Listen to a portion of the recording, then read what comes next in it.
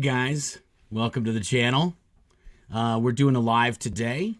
It's noon here in Colorado, and we're doing this live so we can get a chance for other people in other locations around the world to join in for the lives. Let's get Claire in here. There she is. Say hi, Claire. Hello. Let's see where everybody's at today. We've already got a bunch of people. Oh, look at this. Greetings from Colorado. We do a live for Europe, and then people from Colorado tune in. That's usually how it works out. Yeah, but I saw someone in the comments already from Denmark. I was like, woohoo. Oh, nice. Denmark. Yes. We got 50 degrees in Central California. Now we're getting weather reports. Nice. Oh, I drove by the London org today. It's dead. Yes, the Scientology organizations around the world are pretty much dead. Oh, I thought this person was from Hungary. No, all this talk of pizza made them hungry. I'm making hot dogs. We are gonna just try to see where we've got Japanese. I keep seeing all these things, and I think they're from places. Listening in from Blackpool in England. Nice. Very cool. Yes. Sunny and 0 Celsius here in Alberta, Canada. Wow. That's cold. It's in the 20s here right now. It's been cold these last past few weeks, months / everything. Oh, Kelly Copter. I think Kelly Copter's in here somewhere. Oh. Yeah, there's Kelly Copter. I sent you an email. Kelly Copter. Hit me up. In London. There you go. Another London. Let's see what else we got here. Lydia Von Stretchclaw is evening everyone and evening Osa. Yes. Hey, Osa. Thanks for joining us. Good morning, Osa. Yeah, depending on where you were, it's good morning or good evening to Osa. I think Sundays were always the most depressing day for me personally in the years we were in the Sea Org. The Sea Org? Osa, if you're feeling depressed, get the heck out of there and give us a call. Well, because you had about 2 hours to do something for you. Right. On a Sunday morning. Wash your clothes. Yeah. Doesn't really count as something for you out there in the real world. It does if you don't want to stink for the rest of the week. But most people, when you say do something for you, most people think like, oh, mani-pedi or a massage. No, we're talking about make your bed and wash your clothes. Yeah, maybe vacuum your floor. Maybe or chicken pick it if you don't have a vacuum cleaner.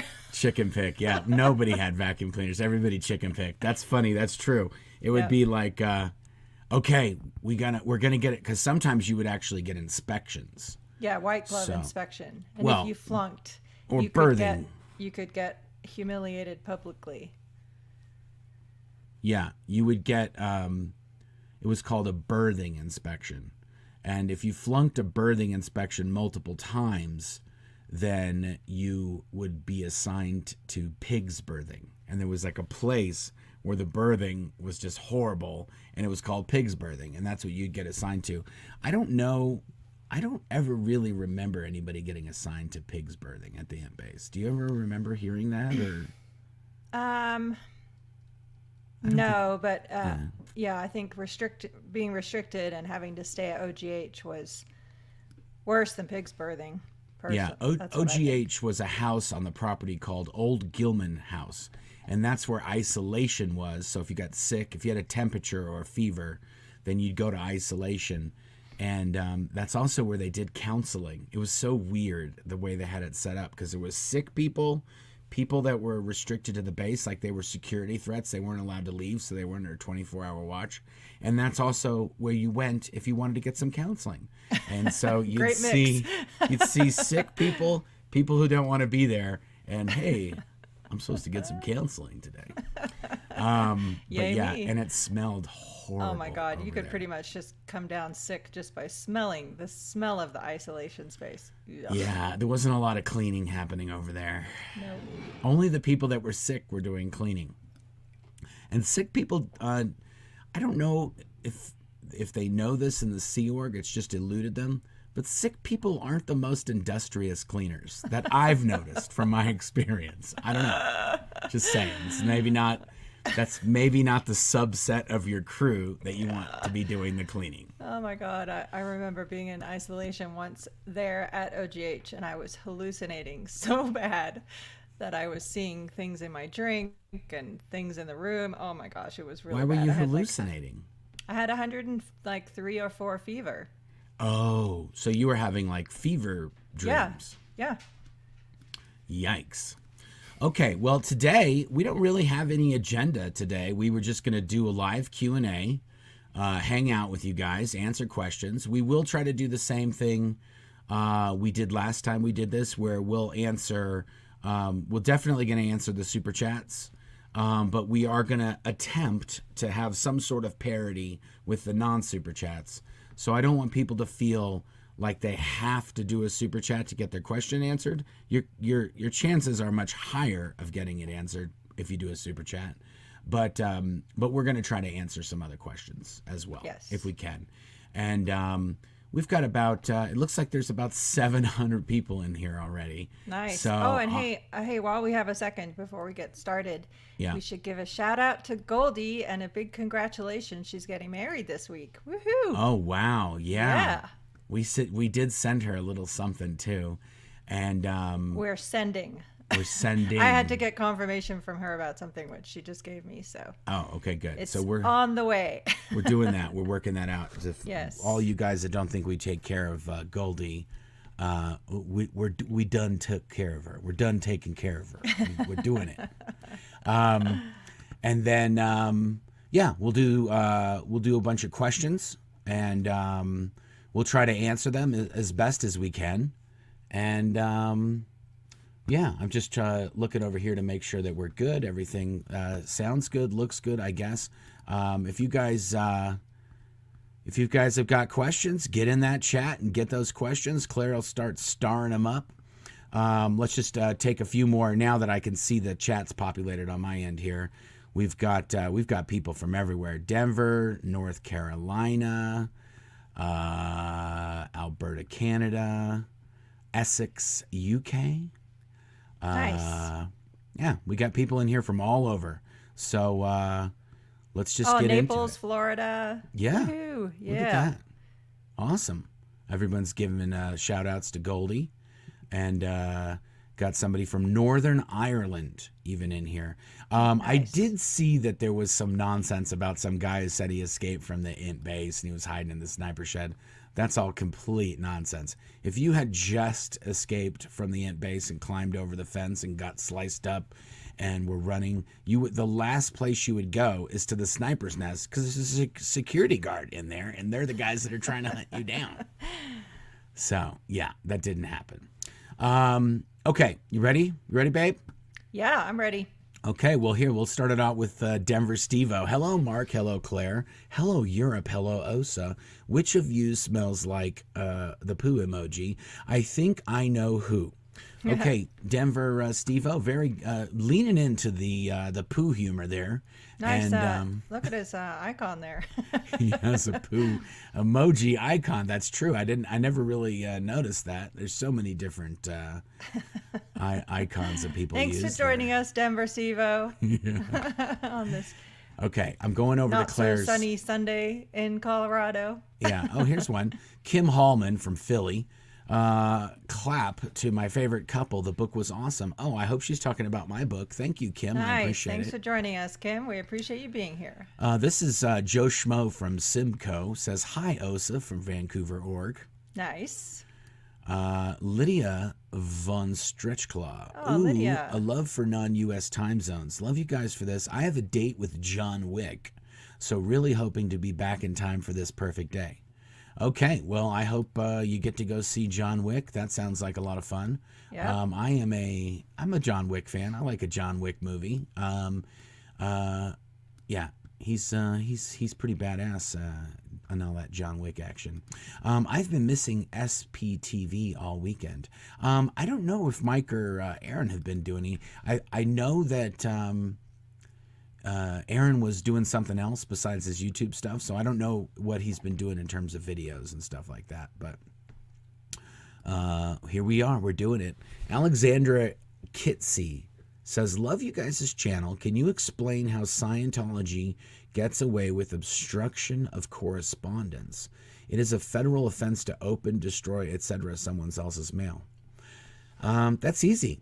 When you join the Sea organization, you have to sign a form that says they can open your mail for you and go coming and going. And that's how they get away with it. And that is pretty much... Mike Rinder would be able to comment more thoroughly on this, but I think that's pretty much how they get away with everything, is they have you sign a document that they can open your mail, that they can abuse you, that you can't sue them after they abuse you. That you're a volunteer, and that's why they can just pay you $46 a week. Like yeah. Basically everything they've ever been accused of, they have a document for that's legally been reviewed to the tune of, probably tens of thousands of dollars in lawyer bills to make sure that it's solid. Yeah. Claire did thank you for that question, Alexandra. Yes. Claire did an interview with Jeff Hawkins. I think the first one came out last week. Yes. It came out this past Wednesday, I want to say. And she did a part 2 with Jeff. And in the interview, he's talking about how he was signing these documents. When you leave, they make you sign everything you've already signed. They make you sign it again. And they make you sign a confession that you're evil and you're horrible and you're the reason why you're leaving, not them. It's you, not them. These are all the horrible things you've ever done. And you will not say anything bad about them. Yeah, and which, by the way, just to clarify, to expound on the point you just said about they say this is everything bad you've ever done, that's the reason you're leaving. Yeah. They take your confidential priest-penitent confessions yes. and put them in documents. Like, seriously, what in the world? It makes me so angry it's its own special, unique form of abuse that's particular to Scientology, in my opinion. Yeah, they cull through all of your files, your counseling files, your personnel files, any reports you've written. They cull through all of those, and they make a list of everything you've ever confessed to, and they put that in this document that you sign. And the thing that I thought was particularly interesting about what Jeff was saying was they videoed him doing this, and you see him signing the documents, and there's a lawyer across from him at the table, their lawyer. He doesn't have a lawyer. But the best part is he said right outside of the video frame, there's a security guard standing there like this, like, yep, sign those documents. But you don't see him in the video. But he's right off camera making sure that you sign everything and you're a good little boy before they kick you to the curb. And they used to, when people would leave, they would give them $500 as a severance pay. I mean, you worked there for 15 years for 100 hours a week. So the least they could do is give you enough money to buy a bus or plane ticket to somewhere, and then that's it. You're out of their hair. But now they're paying people $50,000, $20,000. So if you are the Sea Org member, if you are in the Sea Org and you're thinking of leaving, and you know you're gonna play it nice and you're gonna sign out all their documents and everything, tell them you want $50K, okay, or $100K. Tell them you want $100K. And they'll most likely write you a check for $100K. Margaret, is it Margaret? Margaret, yeah, I think I said it right. So. Margaret Nielsen. What is the story with the Danish film crew? What was you doing with them? Love to you both, and rest of SPTV from Denmark. Yes, nice. Thank you, Margaret. I was doing a TV show that a Danish film crew had come to Los Angeles to film. And I think we'd lived in Colorado by this time. So I flew out to LA. I hadn't been back to the base, like walking around on the highway. I don't think ever before that time. And this Danish film crew came to Los Angeles. We did some interviews. And how do I say this shortly? Okay, they had a guy from Denmark that was in the show as well, and he had left Scientology. But he told this story when we were doing the interviews. He was interviewed separately, but one of the things they talked about was that he went to the location in Florida and with the Clearwater, the flag land base, the Clearwater Scientology, complex there. And something happened. He didn't want to be there anymore, and he was trying to leave. And he got locked up. He got locked in a room by this guy from RTC.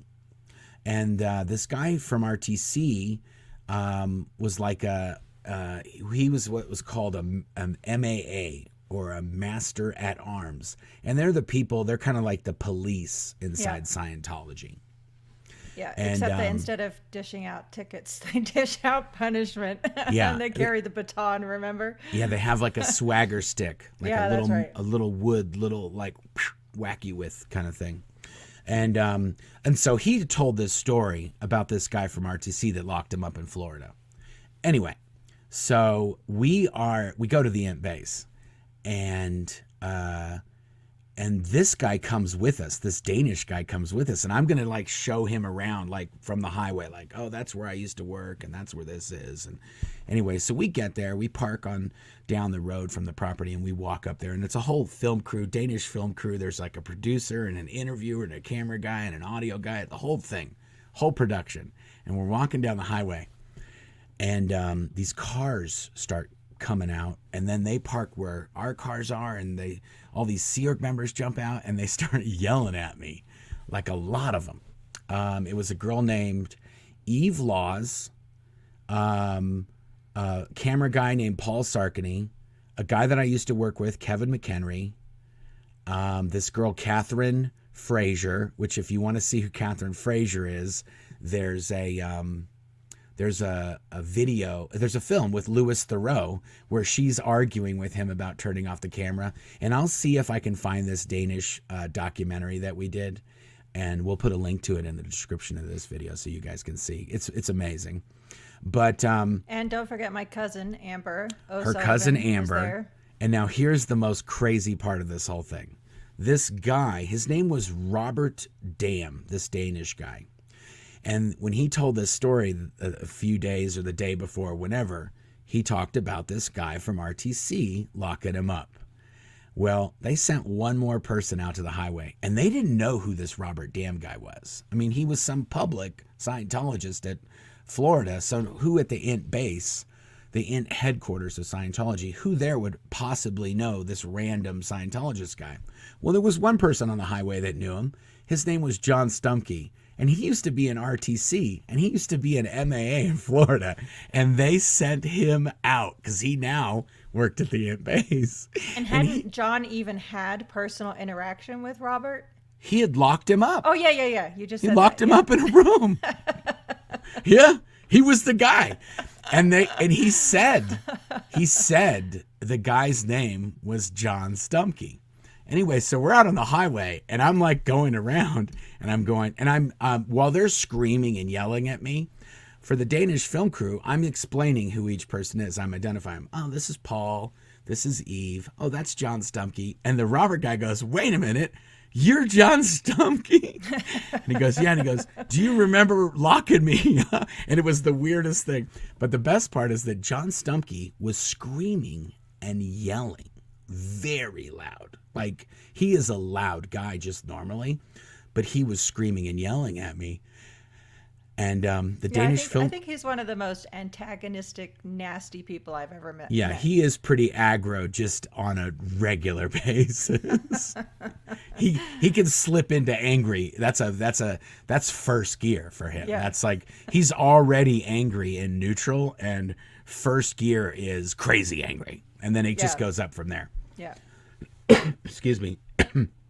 Anyway, so he's screaming and yelling, and the Danish film crew saying, hey, could you stop yelling? We're just trying to find out some information here, and you guys are screaming at us. And he's not screaming. They screamed back at us. He's not screaming. He just talks loud. Oh, my God. It was pretty amazing. Anyway, we'll put a link to it in the description. But I was there shooting a documentary with this Danish film crew. And I must say you kept your cool on that much? I did. I would have been like my parallel experience to that was when I was working with Tom Tobin and Joe Childs for the part of the whole series that the Tampa Bay Times was doing. Yeah. And we went back to Sublette Road where you and I lived, and we pulled up because we were essentially doing a reenactment of like all the steps that I went through when I escaped. And we pulled up on Sublette Road outside the house where you and I used to live. And before we even got out of the car, Joe turns to me and he says, so how long do you think it will take before the security guard, the rover, shows up? And I was like, I'd give it like 30, 45 seconds. He's like, seriously? He opened the door. His foot had not even hit the road and security was on site. Oh, yeah. It's so funny that people think, oh, nothing's going to happen. Why would they do that? That's insane. They're never going to do that. Yeah, they're like, huh? And then you get there, and exactly what you say was going to happen happens, like yes. to the second. And they're like, yeah, they're like, wow, what? That's crazy. Yeah, like they kind of think like maybe we might be exaggerating because really, I mean, how could security show up off property in 30, 45 seconds? But sure enough, boom, there they are. Yeah, this is a great one. Nova Ginwarts. This channel is almost exactly like Church of Scientology. Super chatters are treated like celeb center Cylons. Freeloaders are treated like SPs with the freeloader debt. I am waiting for you to pick at my keyboard. No, you must have missed it, Nova. We said we're going to answer non-super chats and super chats. We welcome all here. We do both. I'll say that. And we're not ripping off elderly people here either, like they do at COS. And let me just say, the way that this works, when the super chats come through, just like it does for the viewers, they're in bright colors, so your attention is automatically drawn to them. And but I'm doing my best to do a mix like we agreed on, and we just did. Yeah. Louise Milne, how do you say that? Milne? Louise Milne. Louise Milne. First time catching a live. Massive admiration for both of you. Thank you, Louise. Thank you, Louise. David McSavage. What's going on here? Then you lot. What's going on here, then, you lot? And why wasn't I invited? Oh, I get it. He's David McSavage. Okay, yeah, that's hilarious. Okay, thank you. Yeah, if you're going to do a question, don't waste it on nonsense. Rep Jackalope. Ever see Anon Sparrow's monthly protest at Chicago org? Any idea why they were all deleted? Well, first of all, I think Anon Sparrow, that's an anonymous fella named Anon Sparrow. He was picketing in DC, where he lived. Yes, that's what I remember. Not Chicago. And yes, I have seen his videos. And yes, I travel to DC on a regular basis for work. And one or two of the times that I went, I think at least once or twice that I went there, I actually had lunch with the guy and went and picketed with him as well. As a, like, hey, let's go see what this is all about. And I actually ended up videoing a whole interaction that happened. And I don't know if I even posted it. I'm pretty sure I put it up somewhere. Anyway, thank you for that, Jackalope. Kim S. says, hi, Mark and Claire. I rewatched your Aftermath episode yesterday. Heartbreaking. So glad you got the bleep out of there. Yes, we are too. Thank you, Kim. We appreciate it. Thanks, Kim, and thanks for watching. There's a lot on there that we just can't talk about here. Yeah, almost all of it we can't talk about here. Yeah. Okay. Oh, here's another one from Margaret. Do you think it's possible to get a bobblehead and a copy of Mark's book on the same order so I don't have to pay shipping to Denmark twice? It's a birthday present to myself. Yes, Margaret, I have the answer for that. And I think, Margaret, I'm sorry, I think you might have emailed me yesterday or the day before and I didn't respond yet. But yes, you can do that by just placing an order on the SP shop, and there's a donation, so you can just add the extra cost for the book and put it in the note that it's for a book, and we'll ship them together. Because yes, shipping internationally is just outrageous these days, unfortunately. Yes. I think it got worse with the with all the shutdowns and all that stuff. I think it got definitely worse. did. For a while, we couldn't even ship to Australia at all. Yes, this is true. It just said no. Yeah, It's like this shipment is not possible. yeah, it's like, Like, oh, it's shoot. like we would ship everywhere all the time, and then one time we went to ship to Australia. It was like, nah, that's not enough. That drop down is like not there anymore. You can't do it. You're like, It's just gone. that's weird. Was out one week on fam vacay after your cruise. I've missed you so. Well, thank you, Eva. We're here now. We're here. We're back. Mark, besides Depeche Mode, what other bands do you like that are from that era? New Order, Cure, Sisters of Mercy, The Smiths, Modern English? Yes. All those. Perfect. I'm not the biggest Sisters of Mercy fan, but all the other ones I'm pretty big fan of. But I'm not collecting them in a giant cabinet and cataloging all of every single cassette, DVD, all that good stuff. I just added a new cubby hole. So each one of those cabinets behind me is a different album, and it's all of the singles, cassettes, DVDs, CDs, MDs, VHS, laser discs for that album. Any remix or single for that album. And Depeche Mode just came out with an album on Thursday. And so I had to add another cabinet, and it's already starting to fill up again. So thank you. I like those questions. Yay, I finally get to catch one live at 8 p.m. from Johannesburg, South Africa. Wow. Also, first ever super chat, name Alistar. Alistar. Wow. Alistar. Nice. That's awesome. That is amazing. I don't know what it looks like on your end, Alistar, but it looks like alien hieroglyphics on my screen on this end. Thank you for that. We don't even know what that currency is. ZAR? It's Zimbabwe. Oh, okay, right. Yeah, something, I guess. I don't know. I don't know. I'm just making stuff up. Thank you. Thank you for that, Alistar. Snooky sends a super sticker. Thank you, Snooky. Thank you, Snooky. Napoleon in Rags. Hey guys, can you all take a week off at the end of April, so I can keep up with the NFI draft? Thanks. Yep. It says NFI, but yeah, okay. I guess it could be NFL. No, I think it's a lowercase L. Yeah, it's all capitalized there, Napoleon in Rags. But yeah, we can take a week off, no problem. We actually have, speaking of week offs, we have a lot of stuff. So Claire just had a video come out with Jeff on Wednesday. Part 2 comes out next Wednesday. We have a podcast coming out every Tuesday. And this Thursday, we have another Spy File video coming out. We had to take a break from the Spy Files because there were so many Spy Files happening. And we couldn't even talk about them because we were so busy dealing with them in real life. So we've picked that back up again.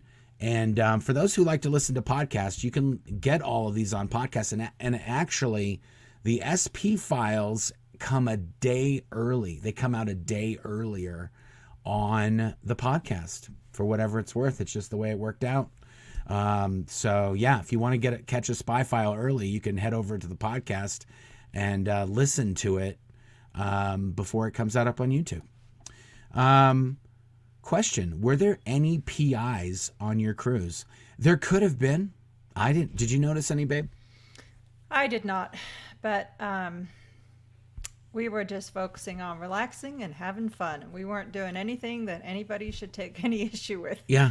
If there were PIs on the cruise, they have pictures of us having fun, drinking large amounts of alcohol on a regular, continuous basis. Making ourselves look like fools, speaking by ourselves, I mean me, looking like dancing fools.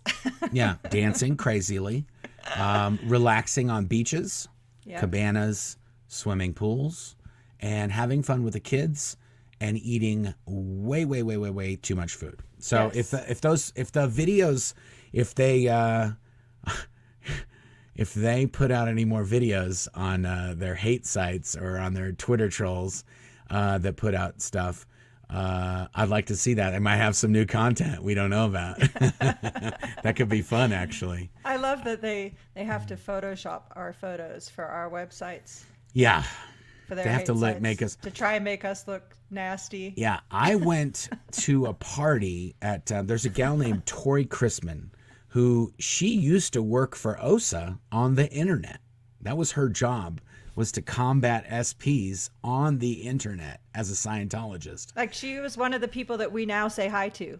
Yes, when you say hi OSA, she was one of those people. Yes, exactly. And she read so much stuff on the internet that she left Scientology and she joined the SPs.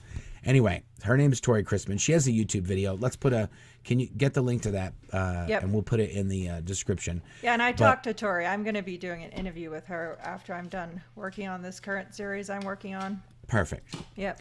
Anyway, I'm at a party at Tori's house, and somebody took a picture of me and they posted it on Facebook, or I don't know, could have even been MySpace. It was so long ago. Right. And and I have a tooth.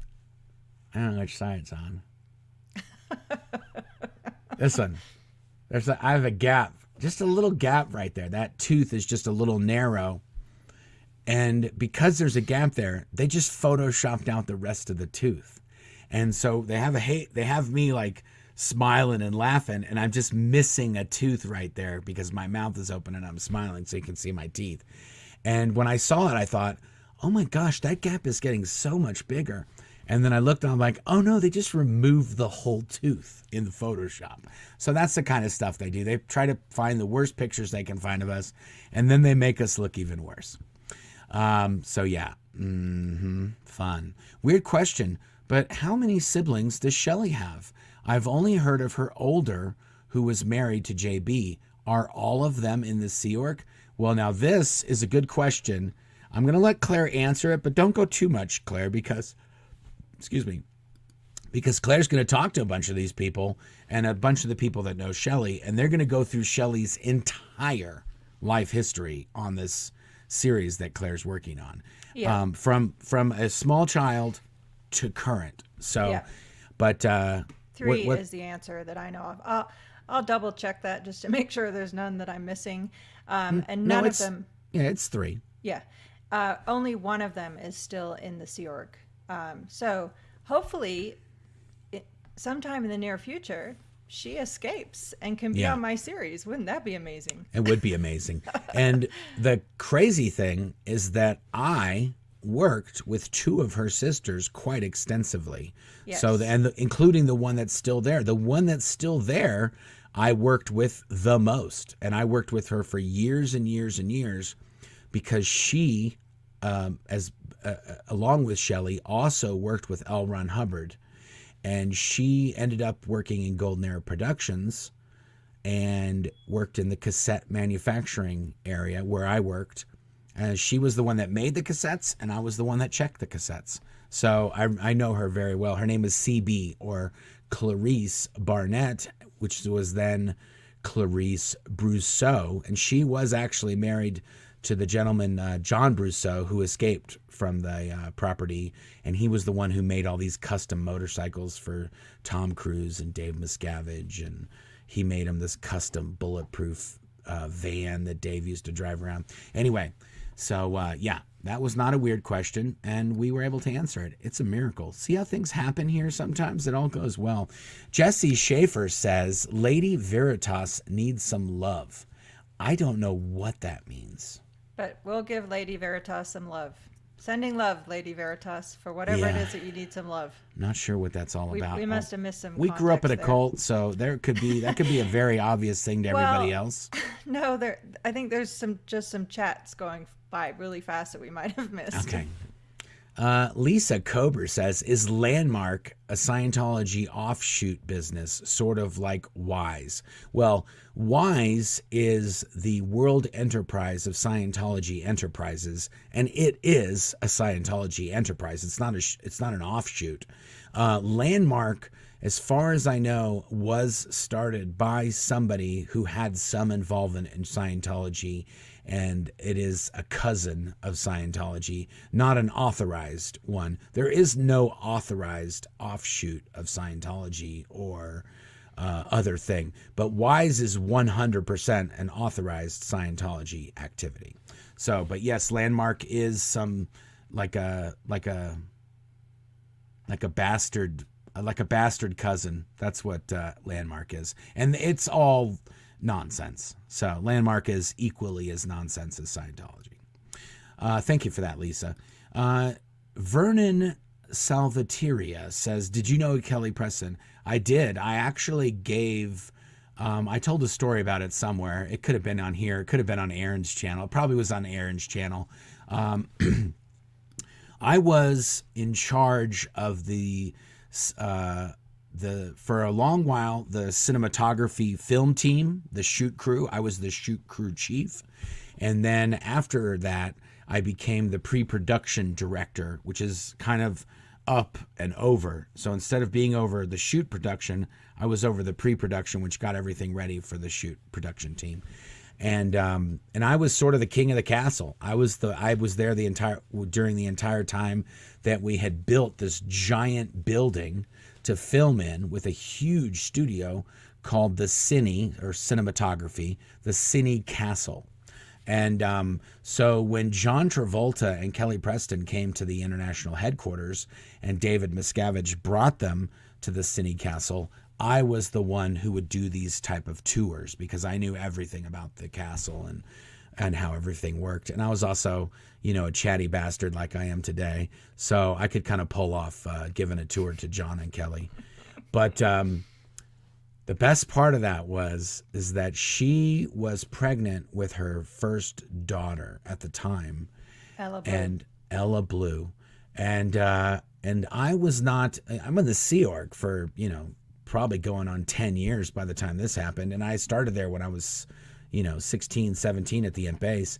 And I had not been around a lot of pregnant women. And I knew what Kelly Preston looked like. But then when she was in front of me, she looked a little different.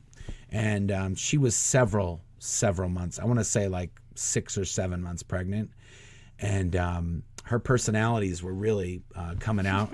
And so they walked into this. They walked into this foyer where I was supposed to greet them and give them the tour, and I was just stunned into silence by Kelly and her new acquisitions, and I was just staring. I was 100% just staring in silence at Kelly Preston's at her chest right in front of me, and Dave Miscavige and John Travolta are watching me stare at these, and Dave goes, and I said, let's do a tour. And I was like, oops. Yeah, it was a bit awkward for about just a half a second or so. But, and yeah, I took a pregnant pause, if you know what I mean. Hey, by the way, side comment. Comment. Do you know what religious that technology was a good one. said? Side comment. Caught a little side comment there, if you know what I mean, guys. Did I ever tell you what Religious Technology Center gave Kelly as a present when Ella Blue was born? IAS membership? Yeah, lifetime, baby. They do that to celebrities. I know, it's so bizarre. They did that to somebody else. I want to say they did that to my friend Jason. Jason Begay said that when one of his kids were born, and maybe even both of them, they gave them lifetime memberships for the kids. What does a lifetime membership cost? I think it's five G's? At least what I remember, it was $5,000. $5,000. So can you imagine? They're the ones that create the membership. So to them, it's a card with a name on it. Right. There's no actual value. It just gives you a discount for services, right? Or at least it used to. I don't know if it does anymore. Yeah. What a weird move. Give Scientology celebrities, as a present when they have a kid, a free Scientology lifetime membership for their child that's just born. Gosh. Bizarre. Gosh, those guys suck. Anyway, all these Europeans are like, wow, they're talking about boobs first thing on morning on a Sunday. Oh, yeah. Oh, and by the way, Apostate Alex is here. He just made a great comment. Oh, really? Lifetime membership that expires when you leave. Exactly. We were given lifetime memberships as a perk, quote unquote, of being Imp-based staff. And yes, of course. I think I might even still have that card somewhere. Oh, yeah? Yeah. Wow. I might have to dig that out. I'm not sure they're letting us into any Scientology orgs with that. They're gonna see us. They'll be like, nah, we know who you guys are. Yeah. Anthony Spurgeon, Mark, have you seen any of the training vids Hubbard shot? Is there a copy of them somewhere? There are actually. There's a lot. There's one. You can actually buy several of them from Scientology. Old lectures and stuff that he did in the 50s and the 60s that they've remastered and they've retouched. And he looks as horrible, like fixed up. He looks rough. Like we spent several $100,000 back in the day before they had the equipment there at the base to do it themselves. We spent hundreds of thousands of dollars colorizing old Scientology lectures that Hubbard had done on film. And yeah, his lips, they colorized one, and he literally has purple teeth and lips, and that was the approved, like, retouched version. So he was a rough looking dude, and when he started getting up there. And he also was not a fan of the dentist. Like, he did not like dentists. So his teeth were nasty. Like, talk about potty mouth. That where's Denver Stevo? I'll tell you what smelled like poo was L. Ron Hubbard's breath. That's what smelled like poo. So yes. Oh, here we go. ZAR is South African Rand. There you go. Thank you. Was it Alistar? Alistar. Yep. Thank you, Alistar. COSA precedent has been set. Come out for good and play. Yes. Thank you, Lydia. Yeah, no, it has happened. It's rare, but it has happened. Maria de Jesus Gutierrez from Tony Ortega's page. I posted the 2 links to parts 1 and 2 of the Danish film crew outside of Int Above, but can't put them in as super chat. Oh, okay. We'll get the link. Yeah. So there's one thing about that. There is the Danish documentary that was filmed and shot. And then what's on Tony Ortega's page was me with my phone filming the Scientology. And this is the crazy thing. So Scientology was filming me. The Danish film crew were filming Scientology and me. And I was filming the Danish film crew and Scientology. So we were all shooting each other. And I think the videos that are on Tony Ortega's site, those were from my iPhone. And the funny thing about those videos is Claire did say I kept my cool. I really did keep my cool. For anybody that knows me, I really kept my cool. They were all screaming and yelling at me. And for this part, I was showing them pictures of me at Disneyland with my kids. Oh, this is me at the beach. Oh, this is my jet ski. I go jet skiing every weekend with the boys. And I was showing them all my family pictures and telling them, like, you guys are screaming and yelling and you're all angry and you're all worked up. And I'm not, because I sleep every night. I go to the movies. I eat on a regular basis. I go on vacations with my kids. And so I was trying to be chill. And here's the most awesome part about that. One of those people went back to work after that and was talking with another gal who ended up escaping. And he told her that he should have left when I left. Like, he was like, what am I doing? I've been here for another 10 years wasting my time. And Mark's out there living it up. Anyway, yeah. So thank you for that, Maria. Does anybody hear like a little crackly or a little buzzing? Do you hear that sound, Claire? I hear every once in a while. I just hear this little. Yeah. Anyway, I think we've got. I think my computer down here's got some BTs, some unhandled BTs, body thetans. Maybe you've got a cluster hanging in there that you need to bust out of there. I definitely got some clusters around here. That's for sure. Freya the dog. Hi from Sweden. I'm so intrigued in cults. Keep up the good work. Thank you. I spent some time over in Sweden in Malmo, just a few days, picking up some speakers for a thing I was doing in Copenhagen for the Scientology folks over at Jean Bonnegay. It was called the AOSHEU, so the Advanced Organization of St. Hill for Europe, and it's in Copenhagen, right in Denmark.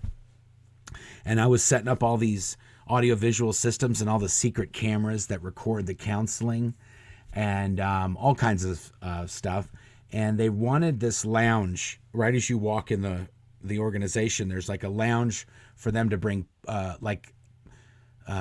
very VIPs, very important people that they want to introduce to Scientology.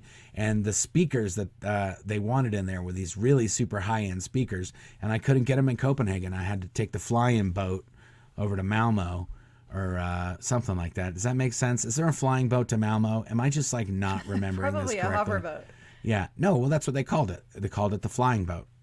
That was actually the name of it. Called a flying boat. Really? Yeah. If you guys, we Danes only and called Swedes, it hoverboats in English. no, Danes and Swedes, you got to help me out, man. Was that thing called the flying boat or what? And also, I remember this. This is back in the 90s when I did this. But I want to say, and again, I grew up in a cult, and this was 1995. So if I'm missing out any details, please correct me. But there's some old Danes and Swedes in here who know what I'm talking about. In Denmark, the drinking age, I want to say, was 18, and the drinking age in Sweden was like 21 or 19 or 20 or something. It was higher than Denmark.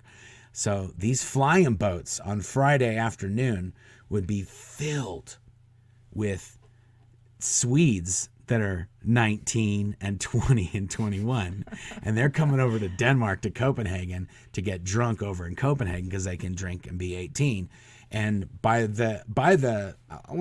Saturday night, Copenhagen was destroyed every weekend. There's just beer bottles in the street, people trash everywhere, people pee here, there, doing all kinds of nonsense.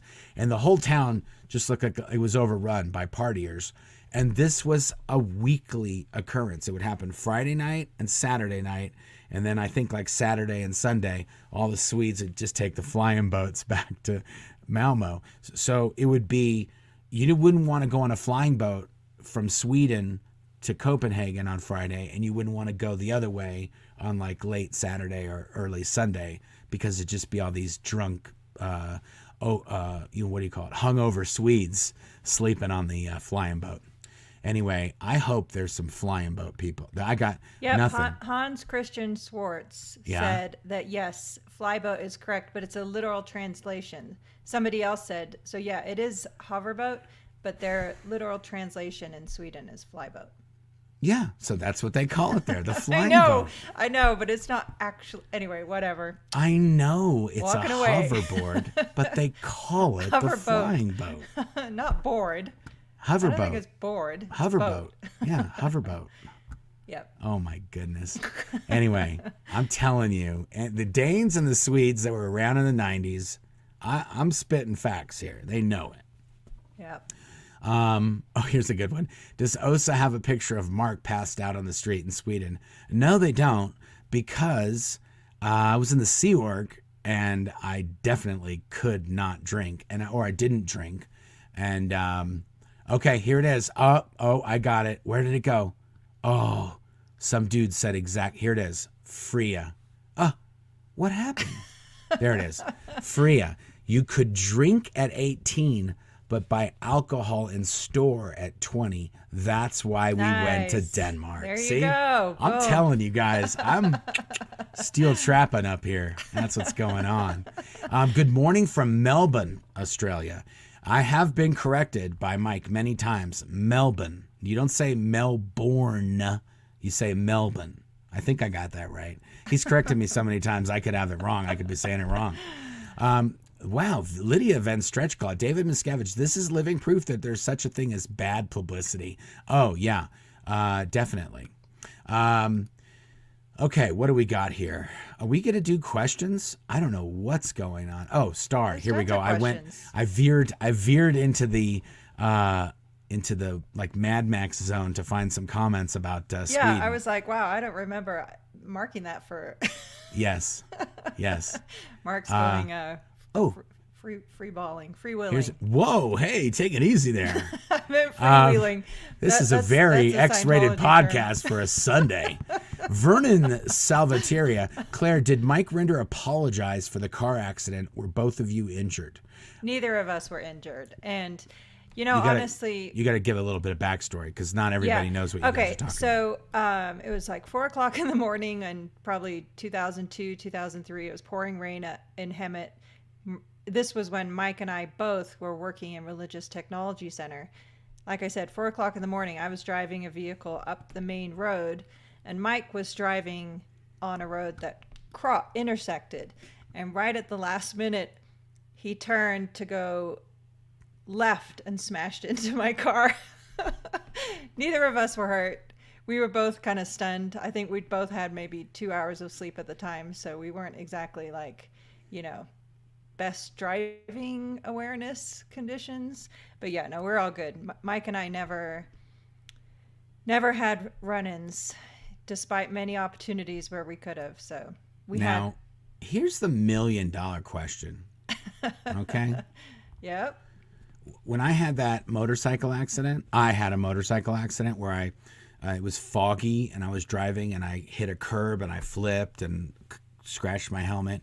You wrote a report on me that I had an accident and that I was a potential trouble source, and that and it took me like 6 months to do a bunch of nonsense to be able to drive again, and security put a big padlock around my bike and I couldn't drive my motorcycle.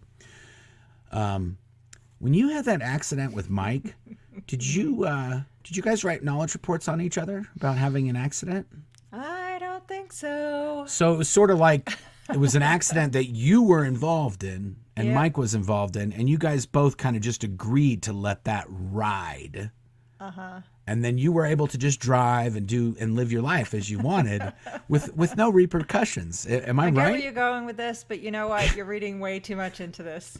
I just want to know, were you PTSing off the road after you had your accident? No, I wasn't. But was anybody hurt?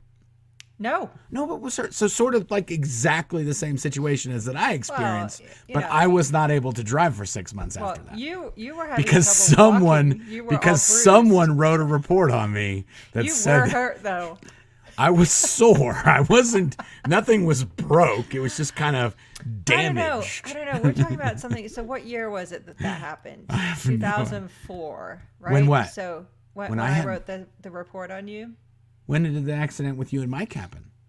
Probably 2003. 2004. Probably right around. But my point is, it was almost 20 years ago. One day soon, you will get over this. It's a good story. Okay, it is. Mystic Wolf says, why the sudden increase of Scientology putting up so many more hate videos of everyone? You almost be hitting a nerve. Love my SPTV. Wow, Mystic Wolf. I thought they were just going hard on Aaron. Excuse me.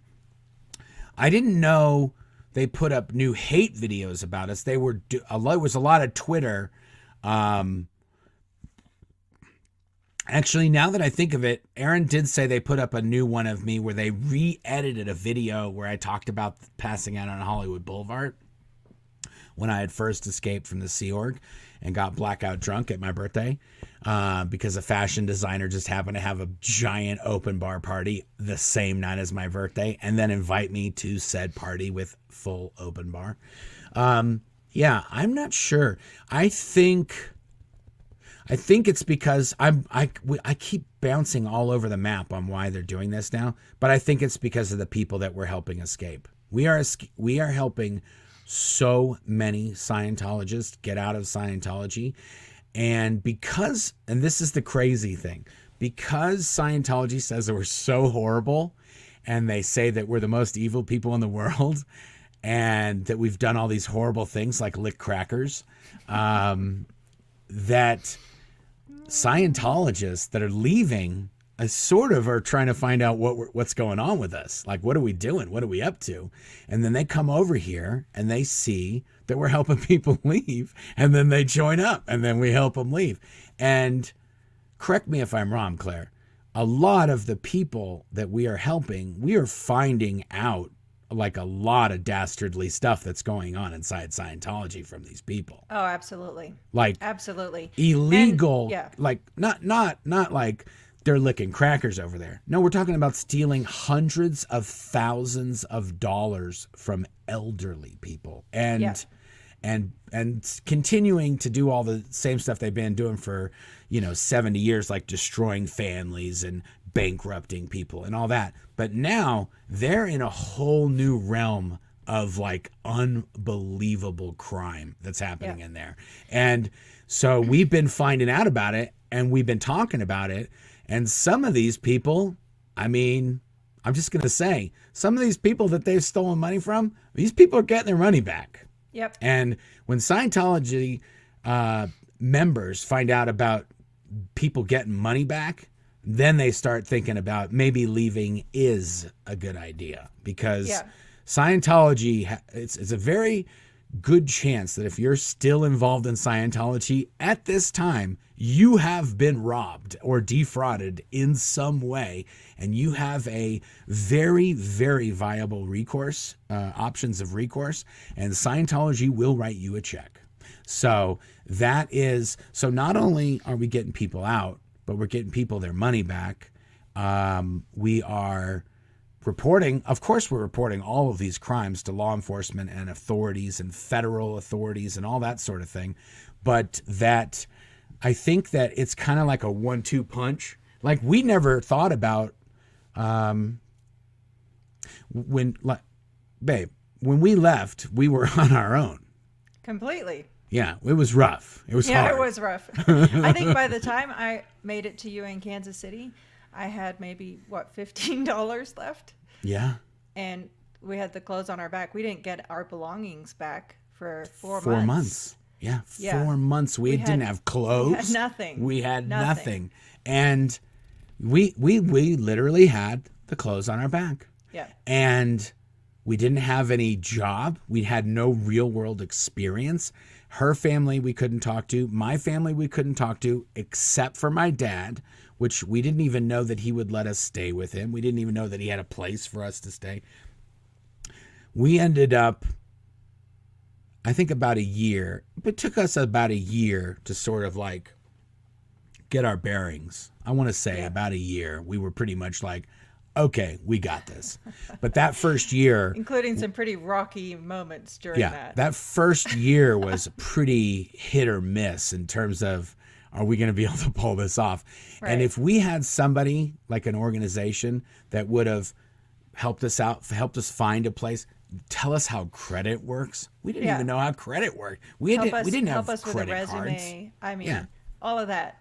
Help us with a resume. Or even just to talk to us. Like, it's a lot to process getting the heck out of there. And even, I mean, I'm just grateful that I at least had you.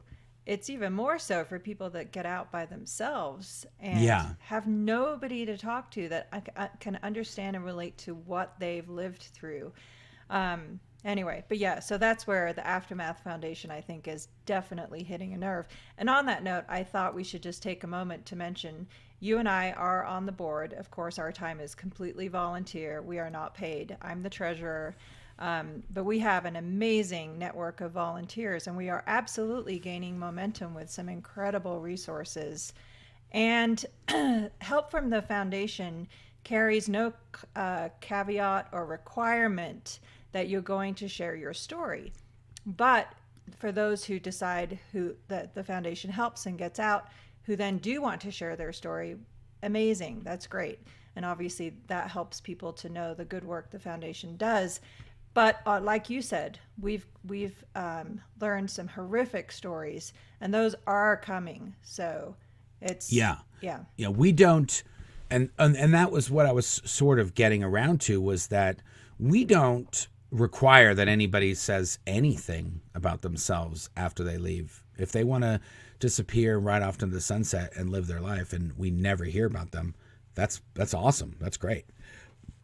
The people that we have helped and have spoken out have completely done so on their own, and we don't really even encourage them to do it, because when you first get out, you're like Starman. You're like an alien. You don't know anything in the real world for the most part. For these people who've been, like some of the people we've been getting out have been in for 25, 35, years since they were a child. They spent their entire life there, and they'd never been in the WOG world, as Scientology call it.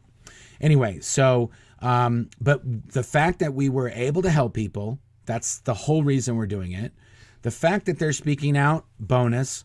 The fact that we're finding out about current crimes being committed inside by Scientology executives and management and actual members. That's a very unspoken thing in Scientology. There's a lot of Scientology on Scientology crime that happens in Scientology. You hear about these Ponzi schemes and these guys ripping people off. Most of the people that rip it off are their fellow Scientologists. I hate to break it to you. So, and you can't sue another Scientologist. And that's why there's so much Scientology on Scientology crime, because if you make millions and millions of dollars off of other Scientologists and then you give some of that to Scientology, you're not the one going to be getting in trouble. It's going to be the guy that's squeaking and making noise about it. So anyway, that is the reason, because we're helping people get out, we're reporting their crimes, and we're airing it out on the internet for everybody to find out about. And, you know, some people who watch these videos may have a little bit more influence than others, but they all matter. So we're getting it out to everybody. Every voice counts. Every voice. Naomi Hales, a morning, Mark. Norming. Hey, Naomi. Morning, Naomi. I was going to try to say, I was going to try to mix them. It didn't work. I couldn't figure it out. My brain says, no. Norning, you were going to say Norning Naomi? Yeah, that's what I was trying to say. It would not, my brain could not make that work. Rural SD lawyer. SD lawyer. Another frequent flyer. Good to see you back. Thank you. Yes. Law tuber Emily D. Baker was prosecutor in L.A. She has mentioned being threatened in a case involving COS. She would be a great person to interview. She would be. Yes. I totally believe that. I wouldn't doubt that for a second that Scientology would do that. Yeah.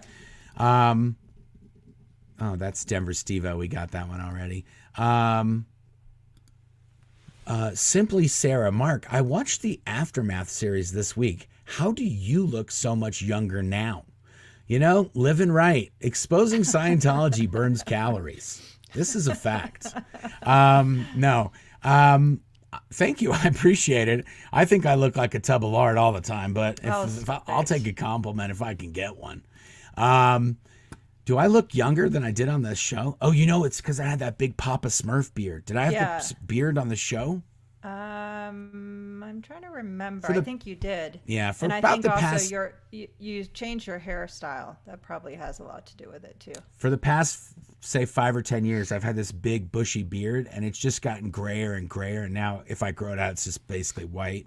And I think I want to say I went to McDonald's, or I went somewhere, and they asked me if I qualify for the senior discount. And I was like, oh, I got to shave this beard, man. I'm old, but I'm not that old.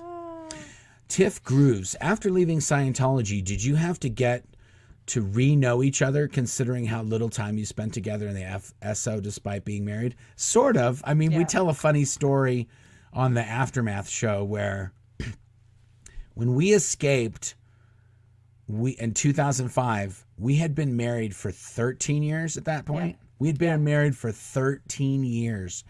And when we were, I think we were living at my dad's house. Yeah, we were. For the first 3 weeks, we were at your dad's house. For the first three weeks that we escaped, we were staying in a guest room at my father's house in Lee Summit, Missouri. Missouri, yeah. And which is like a suburb of Kansas City. And Claire said, hey, do you like spaghetti bolognese? No, I said something like, oh, I'm going to make dinner tonight. Yeah. And you were like, what? What are you going to make? I was like, spaghetti bolognese. And you were like, you know how to cook? Yeah. 13 years we've been married. And I said, you know how to cook? In 13 years, we had never cooked a meal together, like dinner. Like I was famous in the Sea Org for being a gourmet ramen chef. Oh my goodness! You made the best ramen, I must say. I would, dude. I can make some ramen. I'll knock your socks off with my ramen. But that's really the only thing we ever cooked was ramen. And funny fact, when I was a kid, we were so poor, we didn't even boil the ramen. We just took the ramen noodle thing out of the package and just sprinkled the seasoning packet, and just ate it like a sandwich. So the fact that I cooked ramen in my family, that was like some out of this world shit. Okay. But anyway, yeah, we didn't even, she had never cooked for me in 13 years. So yeah, we did, and that also, guys, I'll tell you, that's the hack. If you want to be married to some gal for 30 years, just don't see her for the first 13. Oh, come on now. Don't tell anyone to join a cult. Just have casual, non-frequent contact with her over a 13-year period for maybe, an hour to a week. And yeah, you can milk it. It'll last. Yeah. Well, my answer to that question too, the other funny story was, we went to your family reunion in Colorado 8 months after we got out.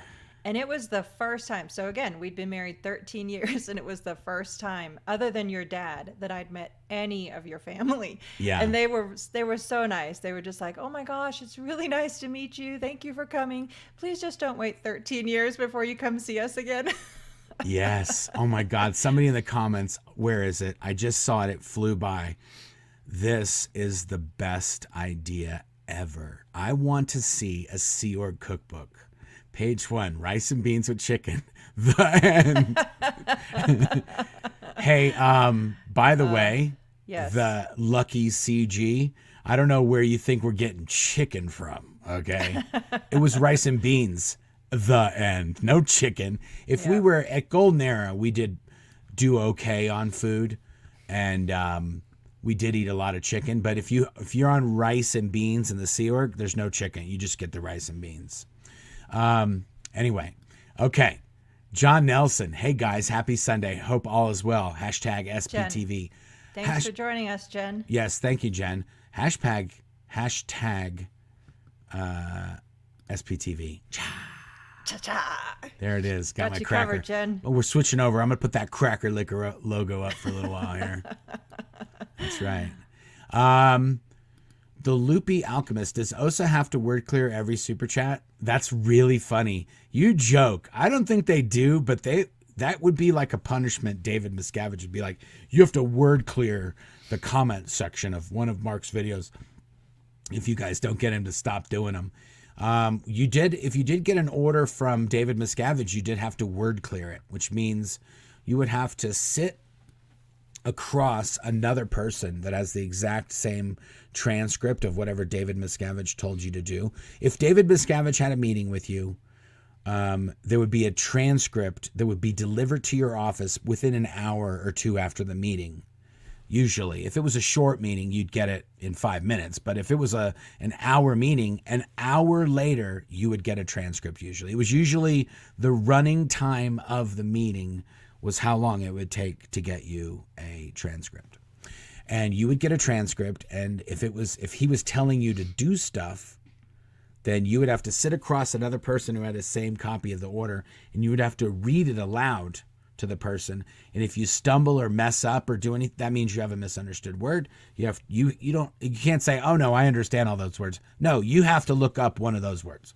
So usually you just pick the easiest one you think it'll be that you'll have to do. Preferably not a small common word that has like 80 definitions. Yeah, you want to pick a word that you know has the fewest amount of definitions, because you have to word clear each definition of the word, use it in sentences, prove that you understand it, and then you go back and continue reading the order from David Miscavige where you left off, basically from the beginning of the sentence that contains the word that you did not understand. Yeah, so in other words, you get really, really good at reading things out loud. You know what? I was trying to figure out a way to talk about this, and this is it. This is why Scientology has no management, because David Miscavige will spend 4 hours meeting with you. From that 4-hour meeting, a 4-hour transcript will be created, which then you have to read to another person. And every time you stumble, you have to stop and spend 10 or 15 minutes looking up a word. It could take you 2 days to word clear the orders that you got from David Miscavige. And then once the word clearing is done, then you're allowed to go and do the work of what he said in the order. The work took 2 hours to do. But you can't do it until you do all that other stuff beforehand. And usually, 9 times out of 10, someone's going to come down and say, he asked you to do 2 hours worth of work.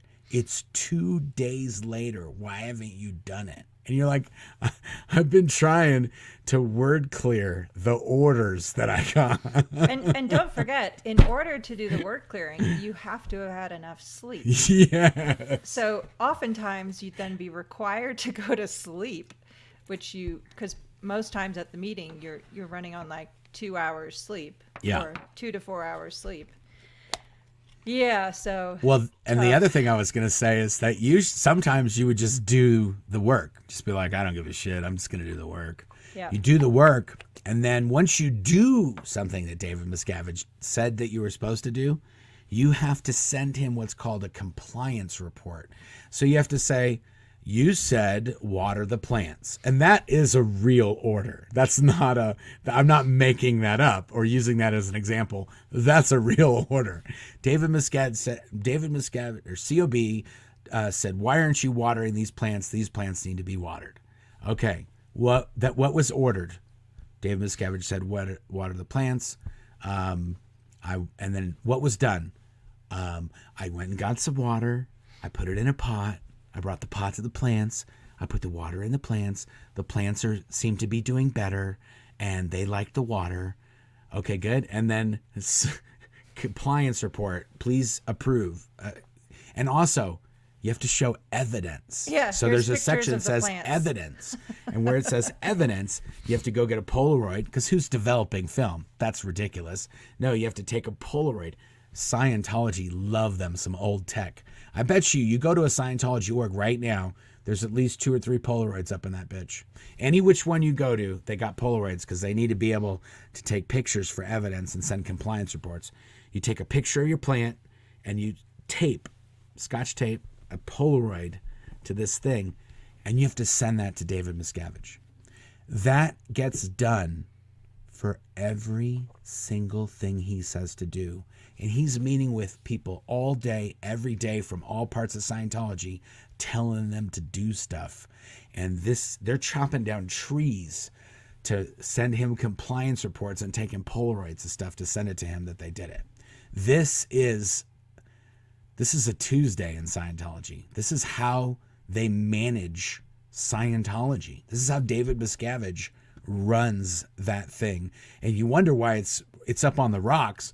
He's running it up on the rocks. Oh my goodness. Hello guys, my questions don't translate well, so just saying Humboldt SD is listening. Okay. My questions don't translate so well. I think there's things happening in the chat that I'm not seeing. But hey Ruth, nice to see you here. Know Ruth. Anon A. Please talk about how to get a family member, grown son and wife, out of the Sea Org. Any advice? Yikes. Yeah. I think your best bet, Anon A, is to let them know you gotta be very careful how you word these things. And don't write it tomorrow, because they're going to know you watched this video and then it came tomorrow. But you need to be like, anytime that you guys take a vacation, you're always welcome here. We have a guest bedroom where you can stay as long as you like. Try and get them to come visit you, if at all possible. It would be we're having a family reunion. Even if you're not having a family reunion, make up a family reunion and tell all the family about it, because they're gonna like suss it out. But have a family reunion. It's very hard for Sea Org members not to go to a family reunion, because when you don't show up to family reunions once or twice or 3 times or forever, families tend to start getting a little pissy about that, because they want to see you and your new wife and any of those kids that you don't have, they want to ask you why we don't got no kids. And they need to, when you say no, that starts to create problems, because Scientology is trying to pretend that there's no such thing as disconnection, and they don't break up families. So they're letting Sea Org members go to family reunions a lot these days. And that's when we get them. That's when we get our hooks in them. Yeah. And usually they do send a minder with them. But if you can get them alone and show how good life is, the big thing is letting them know that there's a place for them to be, that you don't care how long they're there. Because if you can put up with them for a week or two for a family reunion, there might be a point, an idea that you could put up with them for longer, and then they'd leave and go live with you or go reconnect with you or anything. But that's what I would just let them know there's a place for them, and that you're always welcome. And if they need anything, they can contact you, and give them an email and a phone number. Now, they check the mail of Sea Org members, and I think staff members maybe as well, depending on what organization you're working at. And they'll look at it. If you're just saying everything's wonderful, we love you, it's been a while, you've missed the last few family reunions, we'd love to meet you and your new wife, blah, blah, blah, blah, blah. And here's our number, here's our email. That's very non-aggressive to Scientology. Yeah. They think, oh, they just want them to go to family reunion. I get it. But yeah, family reunions is a good way, or even maybe a dinner or a lunch on a weekend if you're in town, kind of thing. Enough to kind of just let them know that you're there if they need anything. And most of the time, they're going to be like, yeah, I'm fine, of course. Like, what are you talking about? But when those wheels start turning, and they remember that Anon A is the one who's going to hook us up if we need to get out, then there's a better chance they'll get out. That is the biggest hurdle of leaving the Sea Org, is the what if and not wanting to have to come back. There's no good walk of shame on that one. You try to escape and you fail and you come walking back there. Oh my gosh. And if your life was hell before, it's going to be triple hell now, because now they know that your blood's a little thin on the Kool-Aid. We need to thicken it back up again. And that's when the indoctrination really, they go hard trying to get you to drink the Kool-Aid a little bit more. I hope we answered your question, Anon A. Good luck. Eli Miller, another little bit for the Claire Bear equipment upgrade. Looks and sounds great. Oh yeah. Thank you, Eli. Yeah, it's going to take a lot more super chats to pay for all the gear that Claire's got up in that office of hers now. Apostate Alex started Scientology Saturday. Okay, good, awesome. Yeah, I'm happy. You know, sometimes people are doing this stuff and they don't all subscribe to the same, line of thought or whatever. The more the merrier. It's okay. I get we don't all agree, and I'm busy and I don't like to email and talk to people. People get all up on, why don't you answer my... Dude, I got stuff to do. So Apostate Alex is doing his thing. More power to him. Thank you, Apostate Alex. And he's doing a lot of videos. He's finding it. People are finding him over there. Jackalope, I have an old ad for flag auditing that shows a person using the e-meter on a doll. Is that a thing? Yes. Yes, Jackalope. Auditing dolls is a thing in Scientology. Except it's fair to say that Miscavige got rid of that. No. Well, the simulator kind of replaces that, I guess. So it used to be that you'd have the doll, and the doll would be holding the cans, and you would be auditing the doll. And the reason for that is because Hubbard said that if you practiced on a person, that you would get their case all going. Basically, it would be like a hypnotist practicing on a regular person and telling them to go run out on the freeway, and then they go run out on the freeway, and you'd be like, oh, dude, as a hypnotist, you're totally not supposed to say that. And be like, oh, maybe I should have been practicing on a doll. But we actually shot a movie at the Ent Base, a technical training film, as they call it in Scientology, called TR6, use of a doll and auditing, use of a doll in auditing and TRs and training TRs routines. And the star of that movie was Danny Masterson. He played the main doll Captain Jack. Who ironically was an alcoholic, right? Was an alcoholic. An alcoholic doll. Yeah, but you know what's even spookier? He was getting other dolls drunk, and having his way with them. Oh, that's right. In the movie. Oh, my God. Yeah. I just realized that just this exact second. There's another doll. He's like a space doll. He has like a shiny, shimmery, like a silver lame costume. Yeah. And his name is Captain Jack. And I think the doll's name is Goldie. I think you're right. Yeah. He has a female doll that's with him. Oh my God. You know what? I'm just like blowing my mind out right now, because you know what? No, I'm gonna blow your mind right now. Yep. That girl, the girl that played the doll. Yeah, Goldie. Danny, there was some kind of dust up with her and Danny. Oh boy. At that time when we shot that movie, and he was like a teenager. Like, if he wasn't a teenager, he was. No, he was in his early 20s. He was a teenager when I was training at Celebrity Center. Well, I know. That's when we were shooting the damn movie with him. No, but I'm talking like 91. Yeah, he wasn't. This was in like 95. He was young. He was either late teens or early 20s. Okay, but regardless, he played a doll who got boozed up, got other dolls boozed up, had his way with them, and I was the person who came in the movie. I play a part in the movie, and I came in and found out it was this other rat-faced guy that was the supervisor, that was the SP, and you were the sec checker, right? I was the sec checker, and I got that interrogated him, and I got Danny off the hook. Mm-hmm. I got him so he didn't get busted, and get declared an SP doll.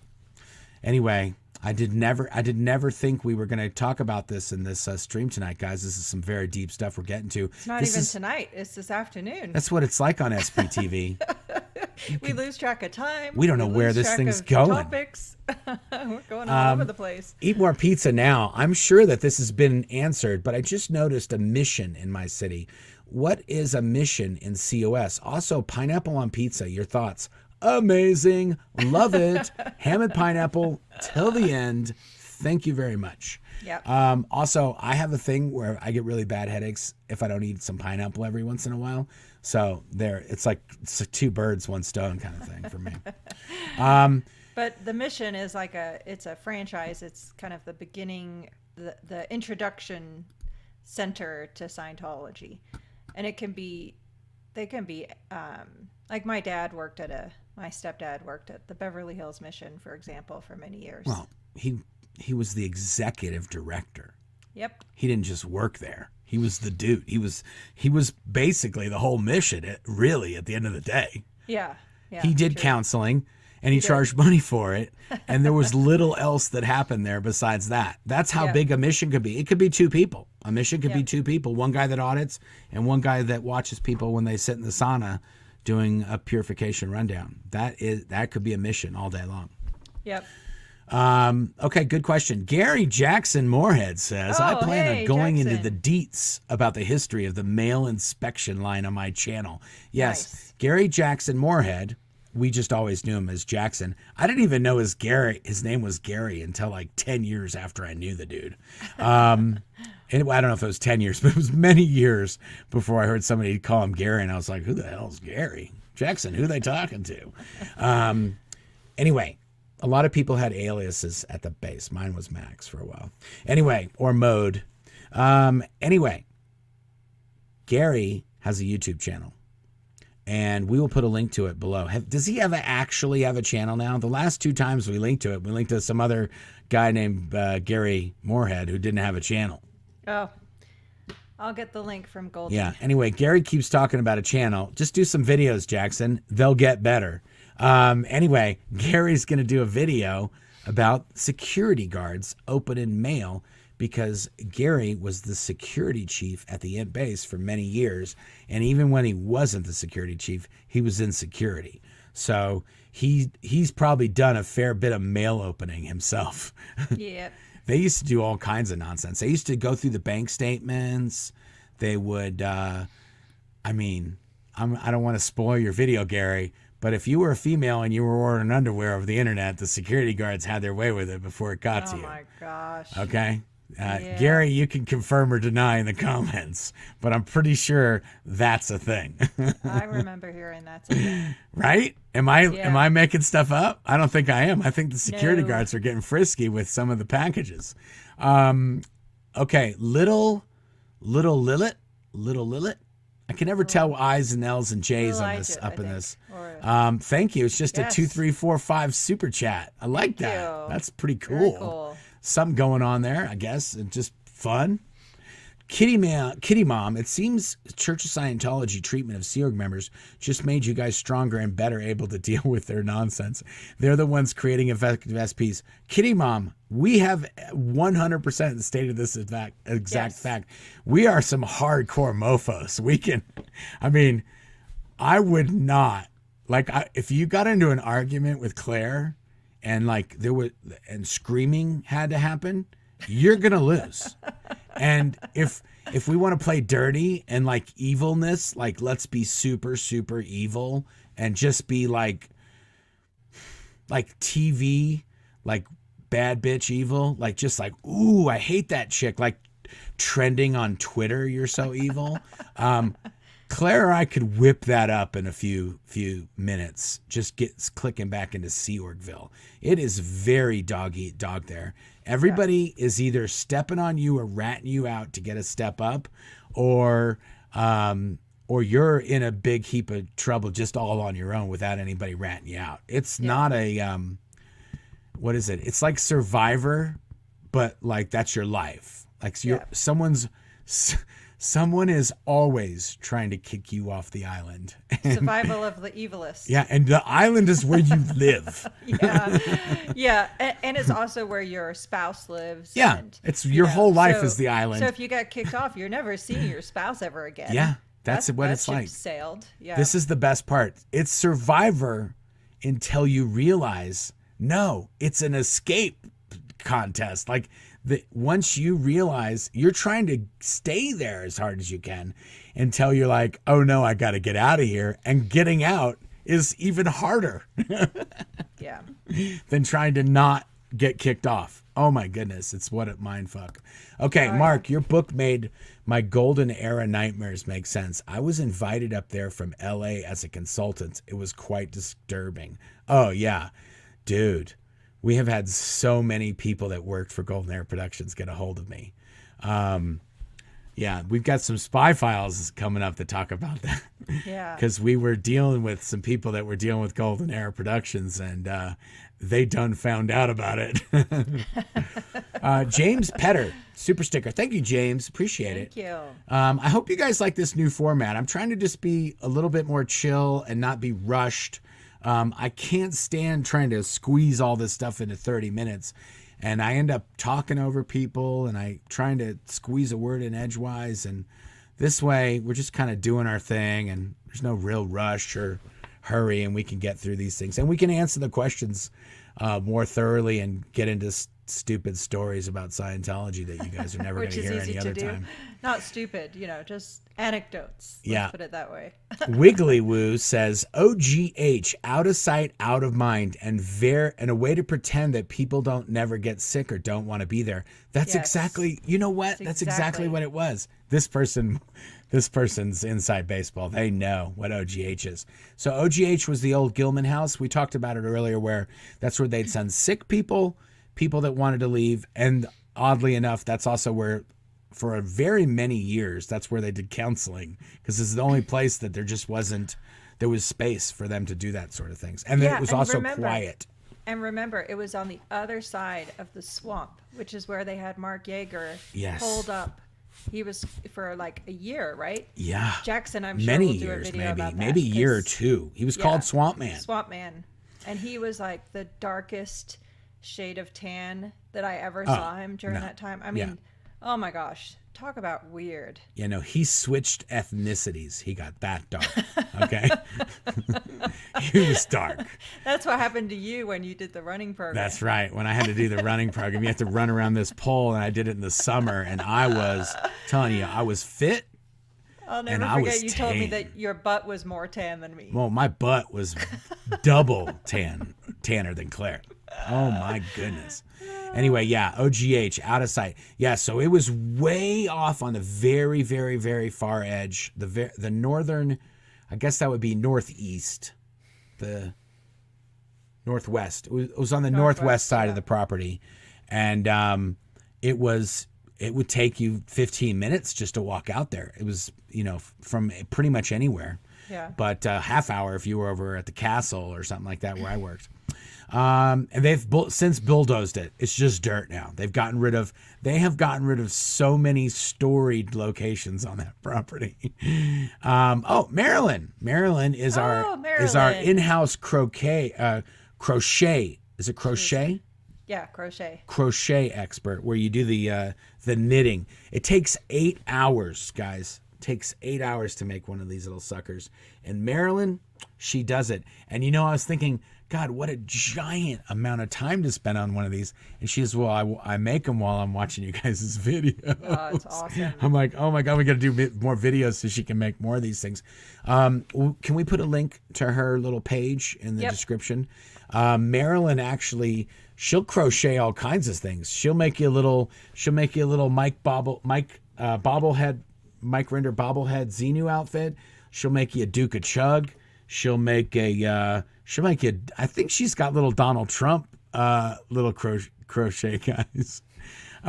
She'll make you a ball. She has all kinds of stuff. She has a whole store. That's what she does. Yeah. Okay. So she also has a message. Hi, Claire and Mark. Can you briefly explain again who is the Duke of Chug? Some viewers have asked me about the bobble outfit, but I've never heard of Chug. I've read articles, but can't do him justice. Okay. Do you know about the Duke of Chug? Yeah, that was linked to in the income advices, right? Well, I know, but have you read the advices? I don't think I don't know. I'd have to look so, again. I'm sure I did at some point. Yeah. Essentially. Oh my goodness. These are deep rabbit holes, folks, but we'll go down this one for a sec. Okay, it's a Sunday. Yeah, it's a Sunday, man. We're chill. Okay. So let's do have a cutoff. No more super chats after this moment, guys, because I don't think that I'll be able to get to them. You could do super stickers all you want, but it's been an hour, it's been $1:30, and we've got another 40 questions. And the way I answer questions, we're going to be here for 2 weeks. So we'll try to do that. Yeah. Our kids are patient, but they're not that patient. Yeah, well, I got stuff. I got shoes and stuff I got to get for boys. Anyway, Hubbard wrote this advice to this group of people inside Scientology who manage all the computer systems, and it's called INCOM, the International Network of Computer Organized Management. But I thought there was 2 C's. Is there 2 C's? No, there's 2. No. Oh, yeah. One, it's INCOM. Yeah. International Network of Computer Organized Management. Which, again, no wonder stand doesn't make any sense. Twats. I mean, 2 M's. Yeah. Anyway, this group, he wrote a bunch of things to this guy named Foster Tompkins. And Foster Tompkins at the time was, I guess, the only person in Scientology who knew what a computer was. So he was it. He was the computer guy. Anyway, and he and Hubbard would write back and forth about computerizing all of Scientology. And in that, Hubbard talked about there used to be this Duke of, I guess it was the planet Chug, something. Or the Galaxy Chug. I'm going to find it. Just for Marilyn, I'm going to find it. Yeah. Anyway, the Duke of Chug set his whole planet up using computers, and everything was automated. Like, basically, it was AI. Hubbard was talking about AI, and this Duke of Chug, he just computerized everything, and he was a genius, and his planet was the most profitable and the most successful because he had done it all with computers. Anyway, and... they have this, so this spawned a computer system in Scientology, and this computer system, this thing is like the Terminator, but it really is. But it is literally like the Terminator, and it has a system of escalations. So if every order that's given in Scientology is logged into the computer system, and then the computer system tracks the orders, and it gets the person to do it. The computer does. Yeah. And the way it does this is by writing knowledge reports on you.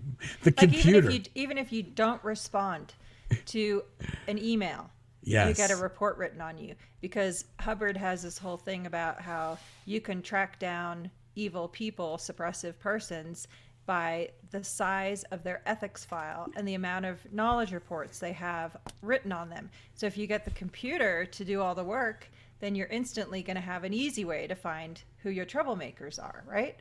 Yeah. So the computer would start writing reports on you, and it's in this, it's called the Scientology ethics book. And it has this thing where the first time you don't comply to an order, you get a report written on you. And then the second time you get this kind of report written on you, and the reports sort of escalate. And then it gets to a knowledge report. And once a knowledge report is written, that's like the big daddy of reports. The knowledge report, that's the humdinger. That one's going to get you there. You might, if you were up to something and somebody writes a knowledge report, now things are going to get real. All the other reports up to that, there's like a dev T, which is kind of like you're causing me hassle. There's an annoyance report. There's a no report. There's a false report. I'm telling you, Scientology, they got their reports down. Okay. Oh my goodness. There's probably easily 60 different kinds. Oh yeah. And then on top of that, don't forget there's also ethics gradients. Yeah. So the longer you don't get the order complied to, the harsher the punishments get, like including public humiliation. Oh yeah. No, but this is the best justice. Part. Yeah. Yeah. The final step is expulsion from Scientology. And this is for, you guys think we're joking. That is the ultimate step that is at the very end of the list. It's like, we can't get you to answer your communications. You must be expelled from Scientology. And the computer does this for every single order. So somebody like Mike Rinder, he could have 1,000 orders issued to him from David Miscavige. Right. And the computer is constantly harassing him.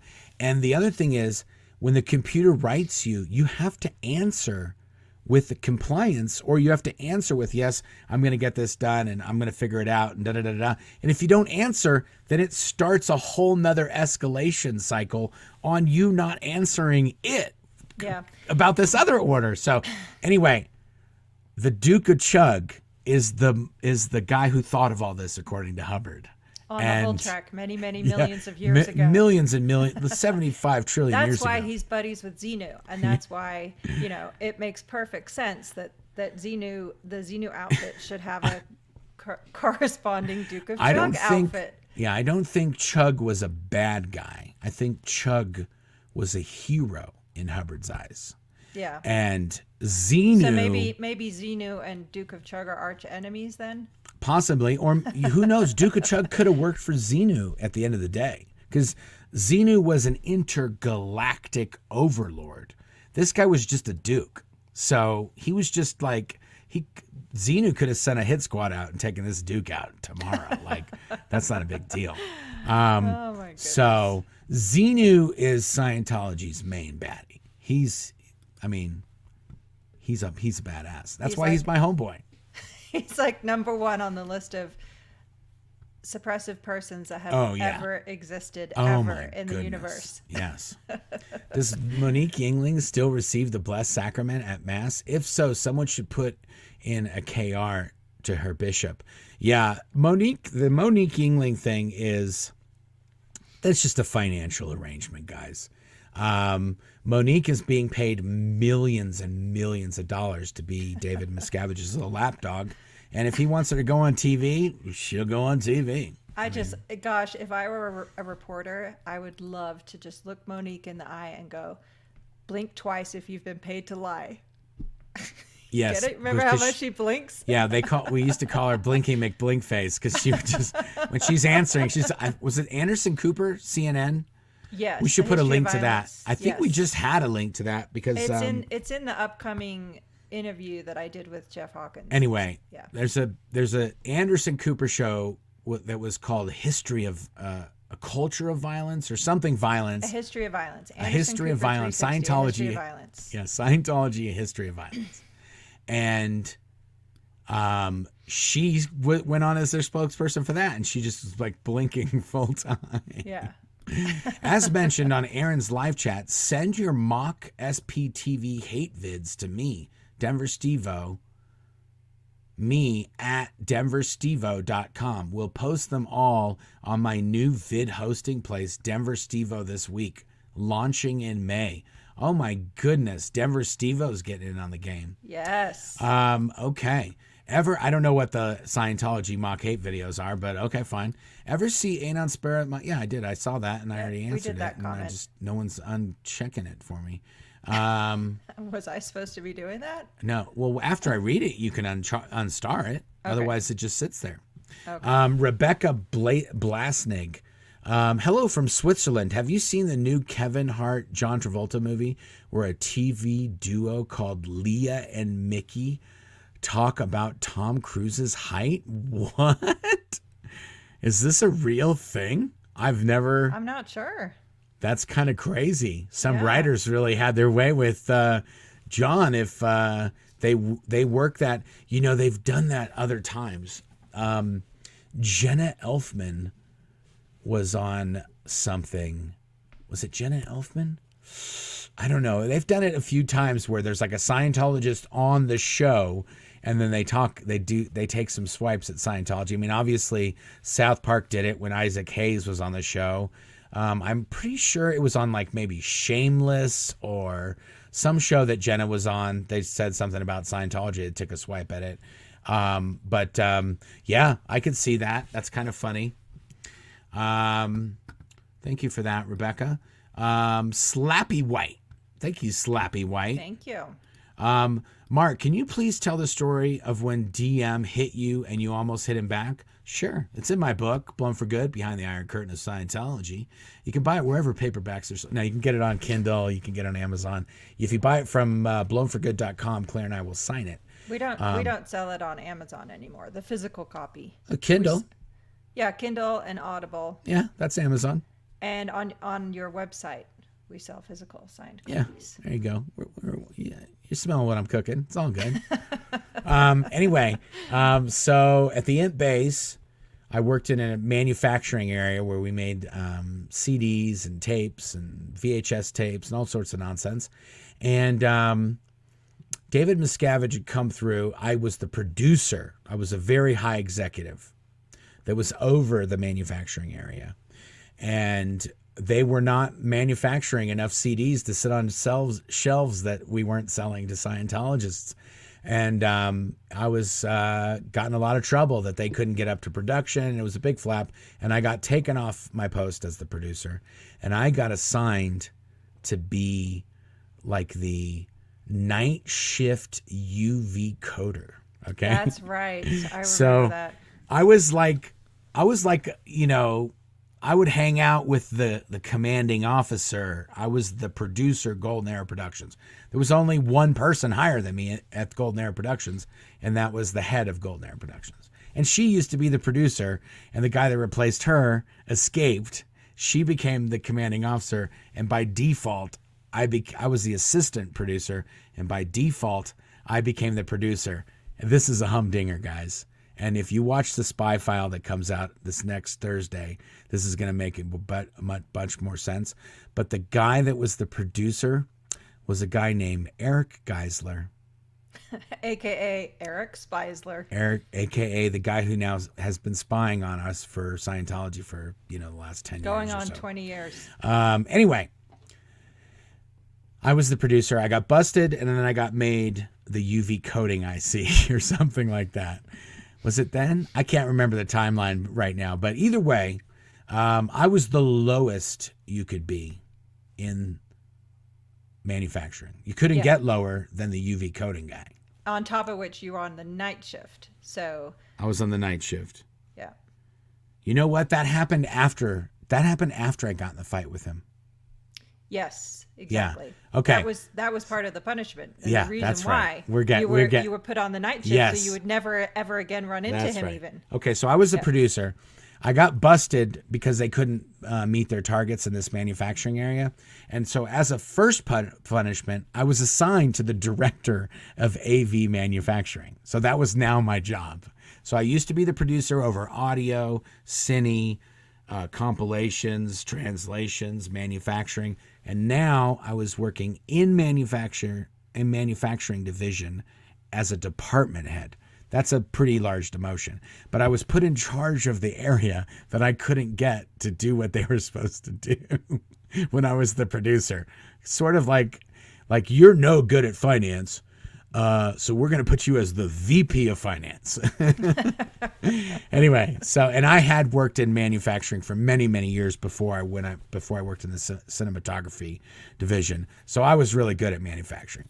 Anyway, and that's sort of why this whole thing happened. Anyway, so we're walking around manufacturing, and when I was trying to fix build up the production lines in manufacturing, I was told to put together a budget of how much it would cost to make all the machines we needed to make X amount of products by X date. So let's say it was 100,000 products 2 years from now. And mathematically, we brought in all these experts, and I even worked with a gentleman by the name of Russ Bellin from CST, the Church of Spiritual Technology. And they're the ones that make all the titanium capsules, and they do a lot of high-end manufacturing. And they spend millions and millions of dollars doing some really high-end stuff. So I used him and this other guy named Tom DeVocht, who was also one of the guys, Russ Bellin and Tom DeVocht were brought to the INT base by David Miscavige to solve a lot of these problems that were happening that we just didn't have the knowledge or the depth to deal with them because we never spent money, and these guys spent millions and millions of dollars on stuff, so they knew how to spend money. Anyway, so I was asked by David Miscavige to come up with a plan on what I needed to buy equipment-wise to make 100,000 widgets by 2 years from now. And mathematically, we figured out this is how much this printer makes, and this is how much this CD stamper can stamp. And we just crunched the numbers, and we said, okay, if we're going to produce this much product in 2 years, this many, and it was millions of things, but if we're going to produce these millions of things by this date 2 years from now, we need $4 million worth of equipment. Okay. So we go to a meeting. It's me and all these big executives, and I'm like I'm a department head. No, at this time I was still the producer. So I as the producer, I was asked for this proposal because it was an area under me, and it was a very big project. Okay, so I say at this meeting, we go into the meeting with David Miscavige, and Tom DeVocht and Russ Bellin are there. Greg Wilhair's there. Mike Rinder's probably there. All these guys are in this big meeting, and gets around to me and he says, "Hey, what's the deal with the manufacturing? How are we going to do this?" I'm like, "I've got the proposal, sir. We figured out all the equipment." And then he's like, "Okay, here we go. How much?" And I'm like, "It's $4 million." And he's like, $4 million? He's like, "Can you believe this guy? Every time I ask these Golden Era guys, what's it going to take? And they want the world. They want millions of dollars. This motherfucker wants $4 million for printers and CD stampers and blah, blah. Anyway, and he actually sends me out of the meeting. Greg Wilhair is from RTC, and he's an interrogator on the e-meter, and he sends me out of the meeting to get interrogated by Greg Wilhair in the middle of the meeting. Mm-hmm. And then anyway, but the best part is he looks at Tom DeVocht and Russ Bellin in the meeting, goes, "Can you believe this fucking guy?" And they're like, "I know, sir. Unfucking believe." They were the ones that told me the fucking $4 million. They were the ones that gave me the list. They did the work, and yeah. I was the guy who had to report up on it. You were the sacrificial lamb. They threw me right under the bus. Oh, yeah. Anyway, so then I got busted. That was it. I was off post after that. Then I was assigned to be the director of that area. And while I was the director of that area, he had spent Dave said, "Forget you. You're off post. I'll figure it out. He figured it out. He spent $10 million. He bought $10 million worth of equipment for this manufacturing area. But now I was running it, and we had been doing it, and all this equipment's showing up, and we're installing it, and I'm getting it, and we're making stuff. We're awesome. We're rocking and rolling. I'm like, well, yeah, you just gave me 2.5 times what I said we needed. So yeah, this is going to be amazing. Anyway, so supposedly he's off at some other meeting. He comes down to my manufacturing area, and he's like, now this is how it's done, right? And he's walking around, and at one point, like, he's like, yeah, perfect. Yeah, this is going to work. I knew this is the way we would do it. And this is the thing, guys. His plan was the high budget version of my plan. So like, if we could get a UV coater that costs $25,000, he picked out the one that cost $180,000. And if we could get a stamper that was $250K, he picked out 2 stampers and a DVD stamper that cost $4 million. And so on and so on. So we're walking through all these things after they're set up. And he's like, yeah, this is the way you do it, right? I don't know how you guys couldn't figure this out. And I, under my breath, was like, yeah, you spend fucking $10 million, you're going to get the fucking good shit. And he was like, what was that? And I was like, yeah. And he was like, and he could tell that I was being a little fucking snippy. And he fucking started beating on me. And he punched me in the face, and I had glasses at the time, and he punched me, and my glasses were broken, and I fell up against a cabinet, and I sort of like regained my composure after he stopped the beating, and then I saw my glasses were broken on the ground, and then I was like, fuck it, let's do it, and I like straightened my shit up, and then I was like, let's go, bitch, because he's a small guy. I could totally take him back then. And anyway, these 2 dudes picked me up and they just carried me out of the building. And when I was going out, he said, did you see that? That fucking guy was going to hit me. And I was like, damn straight, Skippy. I sure was. And so, yeah, that's the story. The DM hit you, and I almost hit him back. Thank you, Deanne. What do we got here? Yeah, we're getting it. We'll do it. We're going to rip through these. Gina, for reshipping my return book. Thank you. Okay, You're Gina. welcome, Gina. Thank you. That's to me. I know what that's about. Yeah, sometimes you, we Gina. get that. The post office kind of lazes it out. They don't deliver it, or they say... Well, no, PayPal has this thing where if you haven't updated your address, it kind of automatically ships to whatever address has been in there. So we've had that a few times. Yeah. And I always just ship it to the right address. When they order through PayPal and they don't change their shipping address. Yeah, if they haven't ordered through PayPal in a while. Anyway. Okay. Nate Gaming or N8 Gaming question. Hey, Mark, is there any DM releases that you can't find and you are looking for? We love both you and Claire's work in crowdsourcing. It would be fun. Yeah. As Claire... Nice. What? That's a nice thought. Yeah. As Claire will confirm to you, I have no problem finding things about Depeche Mode, and they arrive here on a regular basis, no matter what the cost or content. Yes, no, I do order way too many things, and that's why I need an entire cabinet for each album to store all of the items that I collect, and it's full. So, yeah, I appreciate it. I'll tell you, if you guys, I'll just say it, because there was a woman that was listening, Stephanie from Germany. If you have any Depeche Mode albums that you don't want, you can send them to me. I will store them for the rest of time for you. But I had said something. Gladly pay for them even. Yeah, I'll pay for shipping. Yeah, absolutely. This woman from Germany said, hey, I've got a whole bunch of really old Depeche Mode records from Germany if you want them. I was like, yes, please. Thank you. Absolutely. Shay Anderson, thanks for using your free time this way. Let's all clear the world of nonsense together. Yeah, if Scientology is going to go hard, we might as well make it worthwhile. It's no sense them having hate site, Twitter trolls, sending letters to my clients. No sense in them doing all that and me not making the best of it while they're doing that. Yep. Why the sudden increase? Yeah, I think we covered that one. We did that one. Code Monkey, I asked ChatGPT to generate new OT levels because ChatGPT is more creative with more originality than LRH. OT 11 has time travel. Nice. There you That is go, awesome. Code Monkey. Yeah. Yeah, I could totally see that actually being a thing. Oh, you know what? I think it really is. I'm pretty sure that's what Dave's going to do. He's just going to be asking that. Dave Miscavige is going to be asking ChatGPT for OT 10 and OT 9 and 10, OT 9 and 10, OT 9.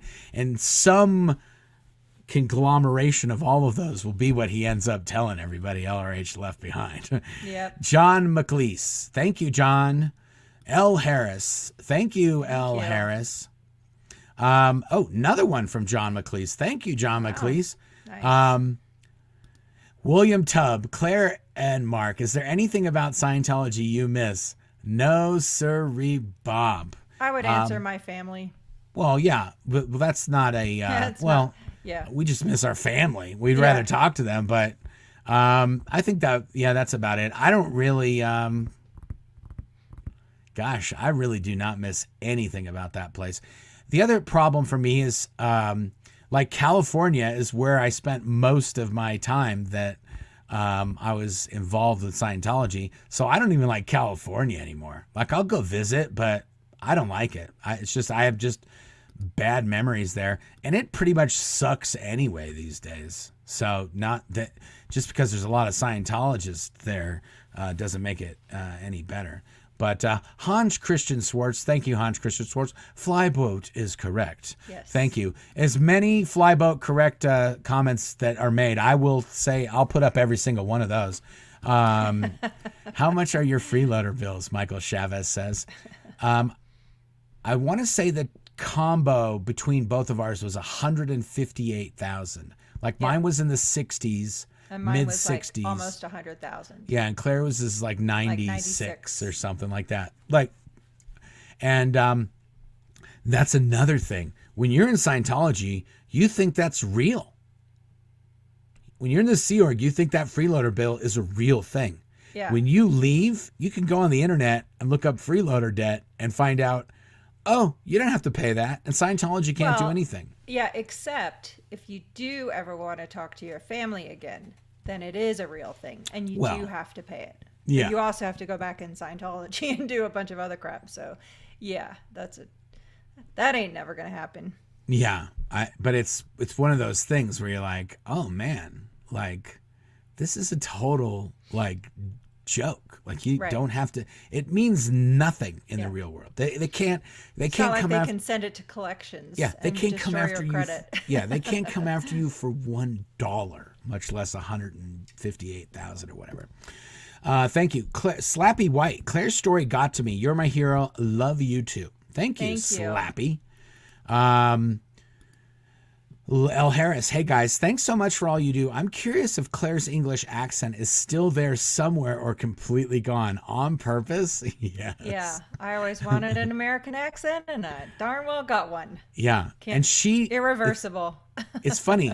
She tells that story so much. It's in one of the spy files because they sent a spy to contact Claire to do some business dealings with her, and one of the things Claire told the person on the phone when they got into where she was from is like, oh yeah, my husband's been trying to get me to lose my accent. I was like, it's you. You wanted to lose it. I was just there. Okay. Oh, no, you played an active role. Come on now. I teased you. Yeah, exactly. Active role. Oh yeah, you know it right here. Giddy who Olsen, Flaggenbegen Danish. You're so right. Yeah, that means fly. Badan, whatever that says, fly Badayan, that means flyboat. Yes, okay? There we go. Case that closed. is what I'm talking Thank you for about. That valuable contribution. Danish people coming in and getting it done tonight. Yes, amazing. People think I have a good memory. I do. I remember. I rode on the flying boat. Kat and Maggie, this is more chat. This is more for chat than Claire. But Mike Rinder singled Claire out specifically for her kindness at INT when he wrote his book. Oh wow! Yeah, Look at that. He did. I appreciated that. He was also conversely when I was under all kinds of... Anyway, well, I'll cover it in my book, everything that happened after you escaped. Mike was the only person that was kind to me after you escaped. And I was under the magnifying glass. Yeah. My God. When your spouse escapes, you are like, yeah. Like, you didn't see this coming? Yeah. Like, they definitely, it's definitely like the Scarlet Letter, man. That was the 3 weeks of the, hey, I know, let's shit on Claire. Let's write all these knowledge reports. She knew he was evil. He called the police. I mean, oh my God, Mike was the only person who was nice to me. The best one is that somebody wrote a knowledge report that I had been, there was this girl, and she was also a redhead. Her name was Mamika. I called her Micaela. Anyway, Mamika would ride around on the back of my motorcycle because she was ordered to shadow me. So, because I was David Miscavige. Yeah, I was not doing something, or I don't know. And so he said one of these qual word clears or something should follow him around full time and see what he does all day, because he doesn't get much done. And I was driving all over this 500-acre property trying to get a million things done. Anyway, so this girl, her name was Mamika, and she was a little redhead, and she would have to ride around with me on my motorcycle. And people write knowledge reports like, this girl's always riding on the back of his motorcycle, and he's married to Claire. And I'm like, dude, I'm like, Claire's going to see this. And Claire was CC'd on the report as well. She was copied on the report that this guy wrote. And I'm thinking, dude, she's my wife. She knows I ain't messing with this little redhead that has to follow me everywhere. I knew she was following orders from Miscavige. I know. It's just like, this is ridiculous. Anyway, when you're down, that's when the reports start flying. Oh my gosh. Yeah, like after you escaped, Lyman Spurlock wrote this report. He was, because he lived in the same house with us. Yes. We had one room and he and his wife had another room. And he wrote this report saying, I always knew there was nothing good happening behind that closed door. I'm like, what the heck is that supposed to mean? We were sleeping. Yeah, there wasn't a lot of anything happening behind those doors besides sleeping there, Lyman. Rest in peace, Lyman. Yes, rest in peace. I forgive you. Yeah, Pete in Toronto says, at Claire, thank you for your comments about not watching Tom Cruise movies. I started my boycott with the last Mission Impossible. Yeah, thank you, Tom Pete. Cruise likes to jump out of high places and run fast. Okay, great. That's what the movie's and that's in be. Reference to the post I put up on Facebook last year that completely went viral. Yeah, Claire. Yeah. It was, I think it was in a whole bunch of newspapers and magazines and stuff. Yeah. Claire shits on Tom Cruise. I was like, damn, hon, look at you. She just sent out a tweet and it made the news. Kelly Copter, not all heroes wear capes. Some wear SP bracelets. Yes. Kelly, you've earned an SP bracelet. Yeah, Shoot me an email. I'll get you one. Yeah, see, look, I don't know if you guys can see the S and the P rocking on there, but yeah. We can see it. In Scientology, they have these things called clear bracelets. And so we thought it would be a funny idea. Well, actually, the person who thought of it was Leah. Leah, from, I don't remember what, I think for being on the show or for my birthday or something, she sent me a silver SP bracelet. And I was like, that is a good idea. And then we started selling them. And the proceeds of the SP bracelets go directly to supporting the Aftermath Foundation that helps people escape from Scientology. And there you go. There's a little ticker there for a few seconds. And bobbleheads and SP bracelets can be gotten at thespshop.com. Okay, enough of that. Back to the questions. We only have about 18 questions left. We're going to keep going here, guys. Marion Kakavusi says, it's awesome that you looked better than before. Well, I mean, I guess that's relative. That's a lot worse than the break room at Severance. Oh, yeah. No, Sea Org is Severance. Oh, my gosh. I know. That's why I tagged that comment, because, on so many levels, Severance is just epic in terms of... When you're in the place, that's the Sea Org. But you never get to leave and go back to the house place. You're always in the Severance place. Even down to, on the rare occasions that you do go visit your family, You're literally like, you've left the building now. Yeah. Like, you can't talk about anything. You can't, the other funny thing is they interrogate you on that machine in there. In Severance. Oh, that's right. Yes. It's so, yes. I'm telling you, Ben Stiller knows that he's oh my gosh. riding a very fine line on this being quasi-Scientology. There you go. Thank you, Juliana. Anna C. In prison, inmates make brick made of ramen, ketchup, and God knows what else, survival food. Wow. Oh, yeah. That's what life was like when I was a kid. Ramen was we were balling if we had ramen. My sister and I, when we lived with my dad, there was food. But when we lived with my mom was always broke because she gave every single possible cent to Scientology. And one time, my sister and I were in my mom's apartment, and we were digging through the cupboards trying to see if there was anything we could eat. And I found this lone hidden can of Campbell's tomato soup. And we fought over who would have it. And then we finally were like, okay, we'll just split it. You can have some, I'll have some. And worst food poisoning I've ever had in my entire life. And we both had it because we shared it. That's a PSA. Don't eat 12-year-old tomato soup found in a cupboard. I think it's hilarious how the Church of Scientology is okay with people like Cardone swindling money out of people. Most churches are against lying and cheating. Just another way we know they're not really a church. Yeah, yep. They don't have hate sites up about Danny Masterson. They don't have hate sites up of these Ponzi guys stealing all the Scientology money. That's what I'm telling you. Scientologists are watching this. They know I'm telling the truth. Yeah, Reed Slatkin. Where's the hate site exposing Reed Slatkin? Yeah, there is a ton of Scientology on Scientology crime, and it's sort of a normal thing, and they get away with it because there's nothing you can do. You can write your knowledge report. If that guy gave $1 million to Scientology, he ain't gonna face any consequences. Yep, that's a very good comment, Ava. Criminals. Yeah, they enable and protect them. Totally. This is my first live on your channel. Been watching the Spy Files. How did you take reading reading this files personally? That's a good point, Prince. Sometimes when I'm reading those, it is sort of weird that I'm reading a bunch of bullshit written about me by someone in the Scientology spy wing, and they're reporting it up to international management, and I somehow have to read these things with a straight face. I do when I'm reading these things.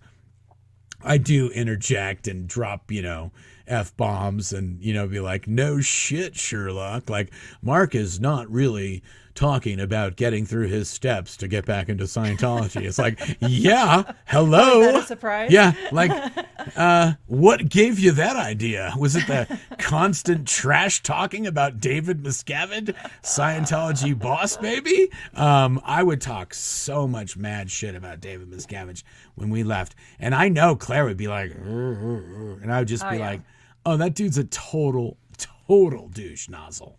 And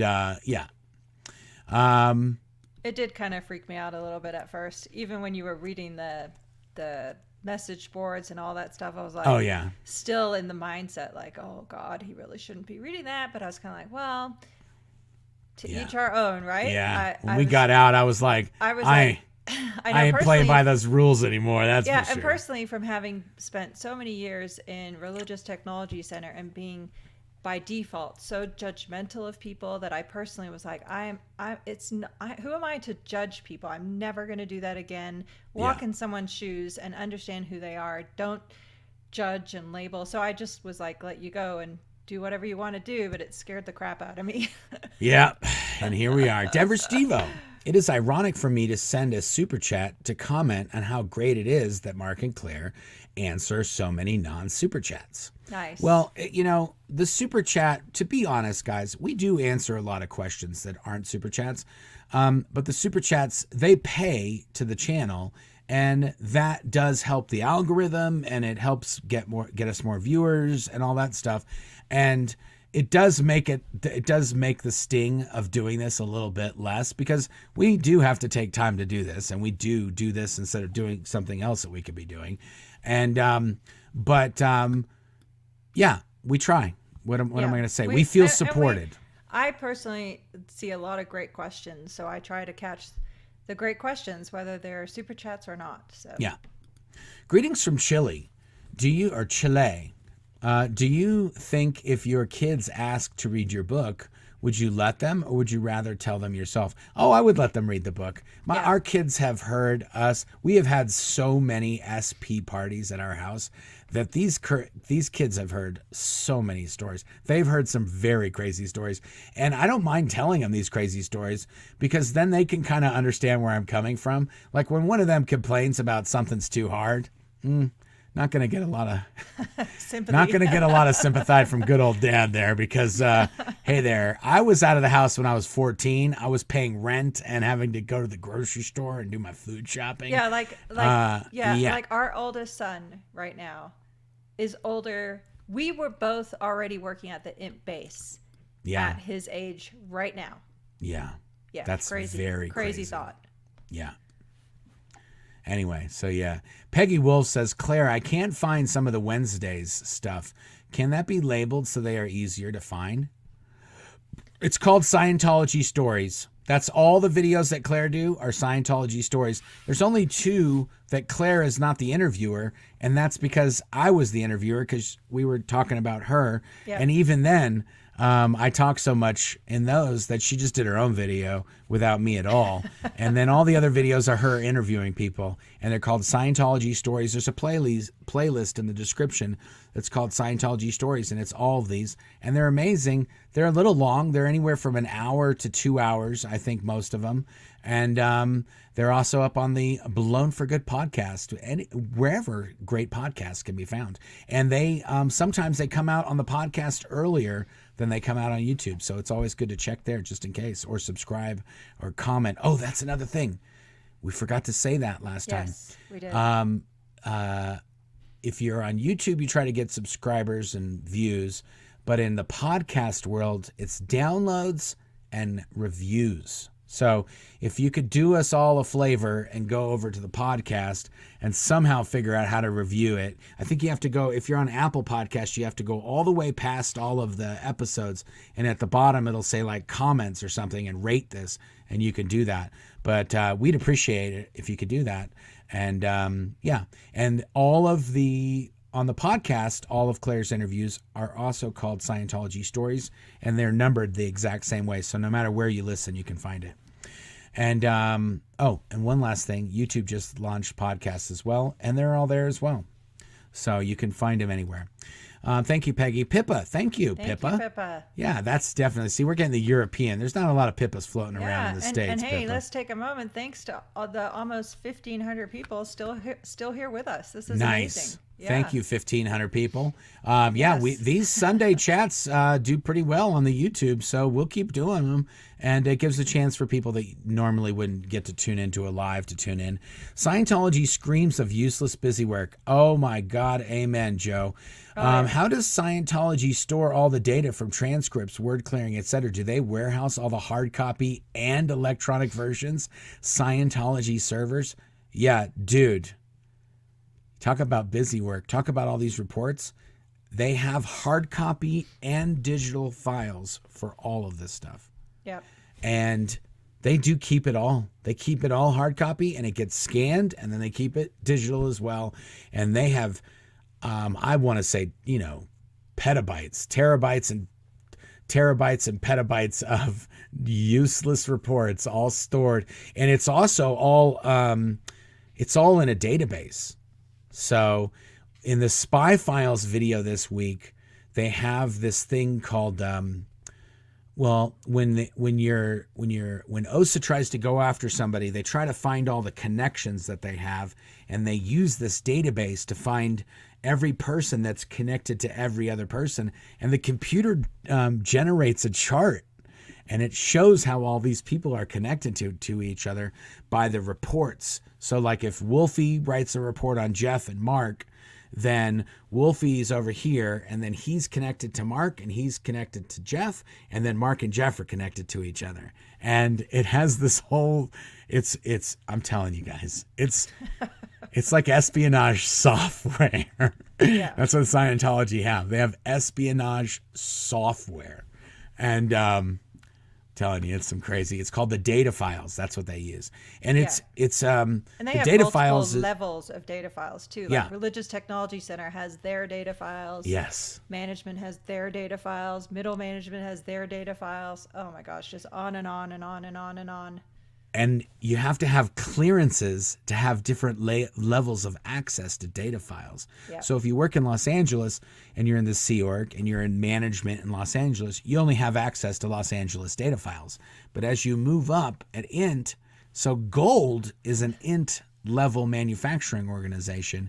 And so we had data files to the entire world and Gold, but we didn't have it to the organizations that were above Golden Era at the international headquarters. And sometimes you'd be doing some kind of project or something and you needed to have INT level data files access. And when you would get it, you would see all the reports that they're writing in INT and you'd be like, oh my God, it's a bloodbath up there too. Yeah, it's not just, No, Apostate Alex just made a hilarious comment. He said, oh, espionage software. Get it? SP. Yeah, no, it's serious. Anyway, yes, Joe, they have, that's what Incom does. We were talking about them earlier in the episode. Incom are the Scientology computer guys that manage the data files and the servers, and there's an Incom wherever there's a Sea Org base or unit, there's an Incom there that has all these computers. And that's the other thing. Those computers can't be on the internet.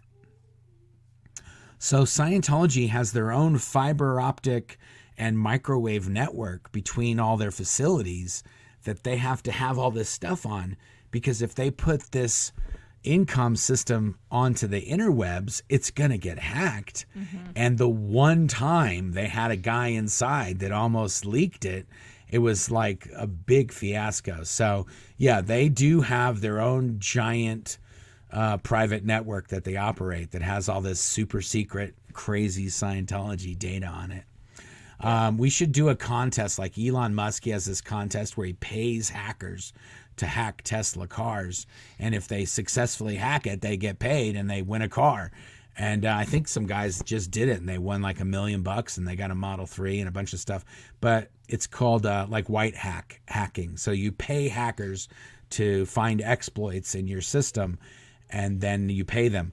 We should see if we could round up like $25,000 and say, hey, if there's any white hackers that can, get Scientology convicted of some crimes with all their nonsense, we'll get you some do-re-mi. The government should do that, frankly. Yeah, the government should do that. Thank you, Joe. Lily Castle, you all probably aware of this, but there is an adult protective services for seniors and those with disabilities, just like CPS for kids. Yes, we know, Lily. Yeah. And that's another thing. If you do have an elderly person involved in Scientology and you're able to talk to them, you should absolutely get a hold of them and make sure that they're doing okay. And if you do not think that they're doing okay, you can make an anonymous report. Yeah. To adult services, and they can investigate it, and if there's anything going on, and they might even be able to get a message to that person if they need to get out or if they need to talk to a relative or something. Thank you for that. Can you picture anyone opening COB in Shelly's mail? Would Dave flip out? Oh, you bet your sweet tits he would. Oh, yeah. My goodness. Yeah. Everybody else is getting mail opened. If you open his shit, you would. Oh, my goodness. Can you imagine if his mail was open when he got to it? He would. Oh, no, that would. He would promptly dispose of whoever did that. But Shelly would open their mail, right? Yeah. Yeah. So he wouldn't necessarily be opening mail. You think? Maybe if he got something from Steven Spielberg or Will Smith or something. But even then, Shelly would have been the one opening That's true. Shelly, Shelly or Larice. But if he found out that somebody else opened his mail. His hands would have broken out if he would have opened envelopes. His skin was all messed up. Oh, yeah, that's true. He had really bad eczema. Martine Pigeon, are you still annoyed by PIs and the COS fair gaming? I just went through all the spy files on your channel, and I wondered if everything calmed down eventually. No, it never I just try to ignore it. It's nonsense. What are you going to do? There's not a lot you can do about it. And even we've looked into it with lawyers. You really got to spend, I'm just going to be honest, guys. If we want to do something legal, we have to spend hundreds of thousands of dollars, very likely. And if we start doing that, you bet your ass that we're going to be answering super chats. It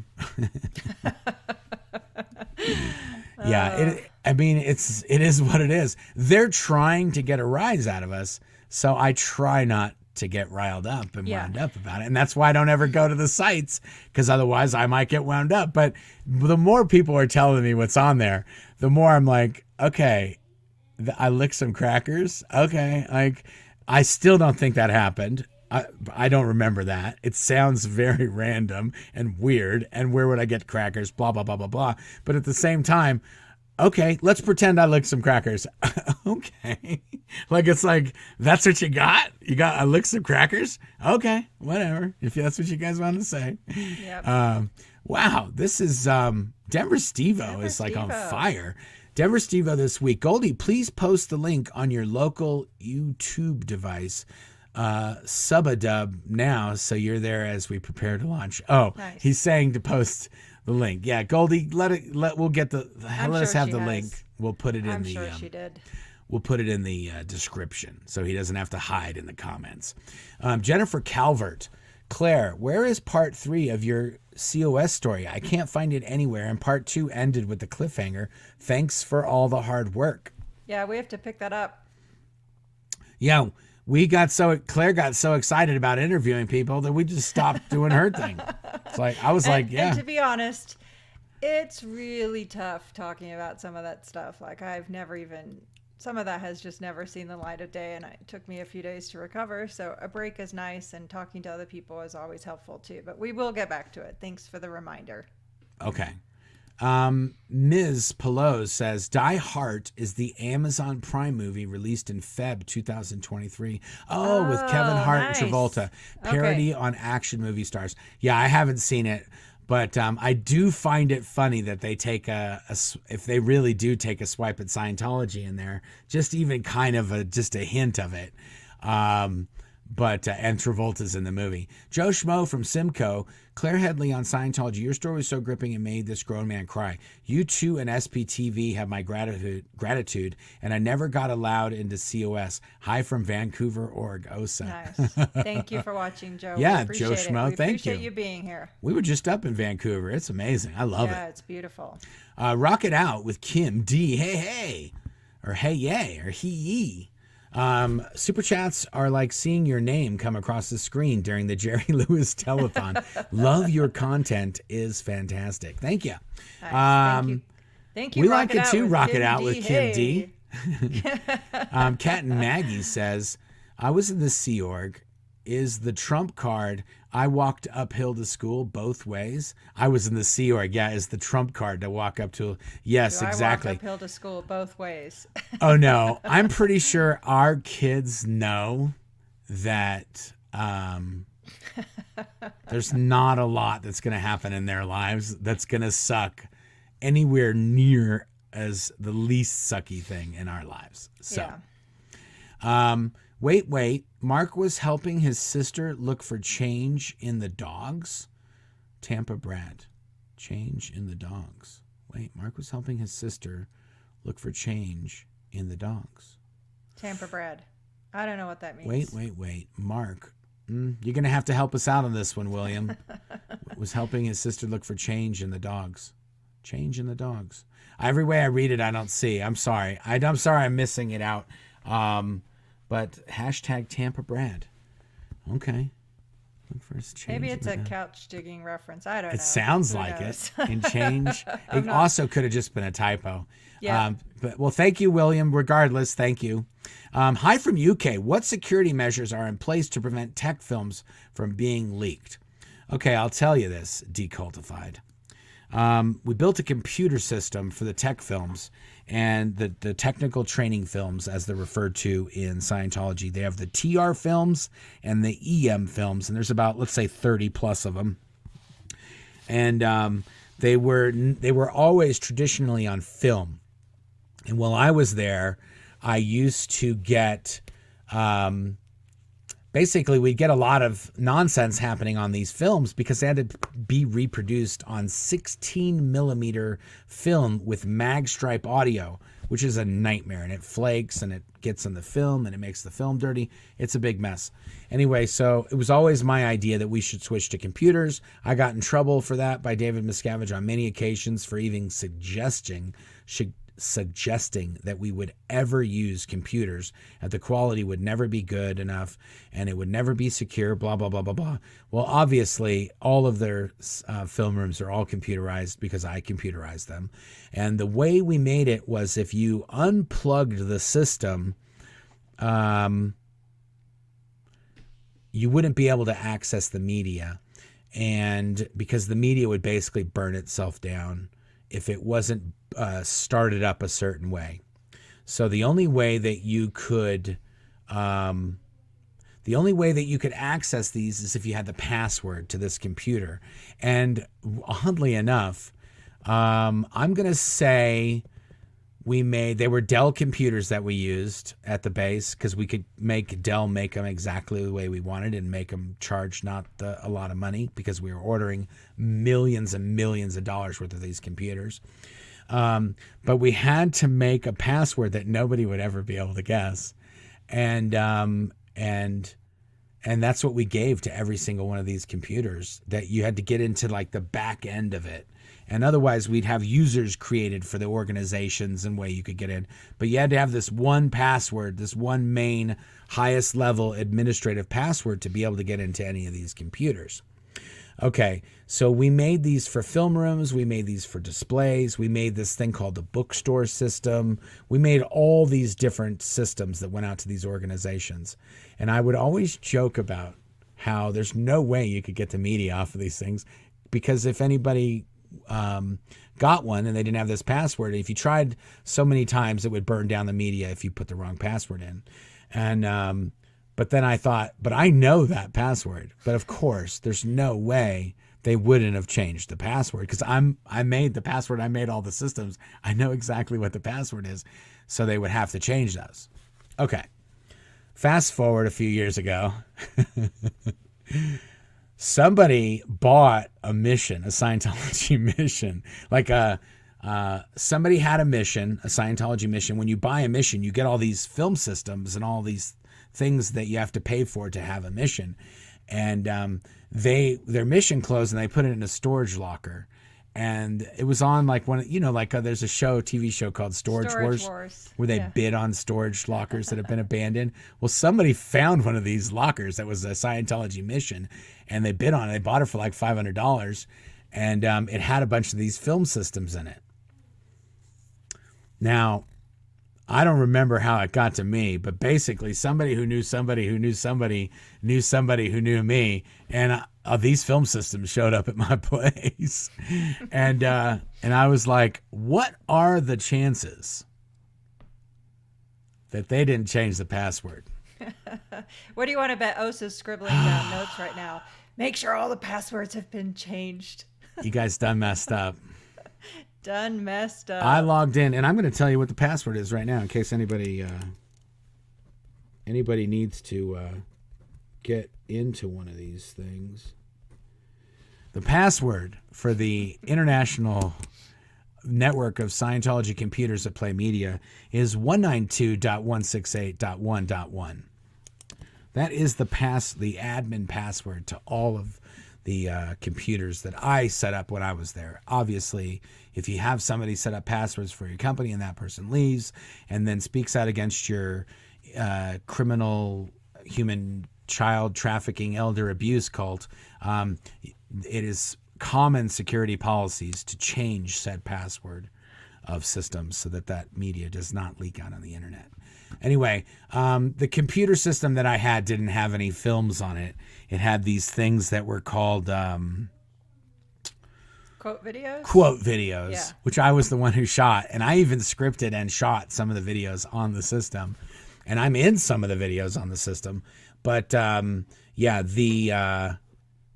they weren't that great. And I did talk about them on a blog with Tony Ortega's site. We covered a bunch of these different quote videos that came out, and I would write about what happened as we were shooting it and some of who the people were that were in it and all that good stuff.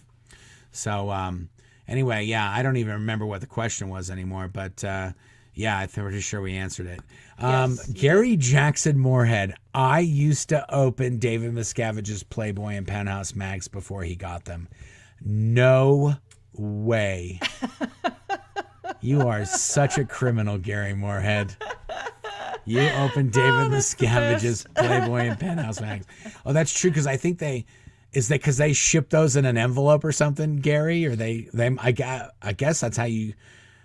I would remember when like somebody would get like a People magazine or they'd get like a Rolling Stone.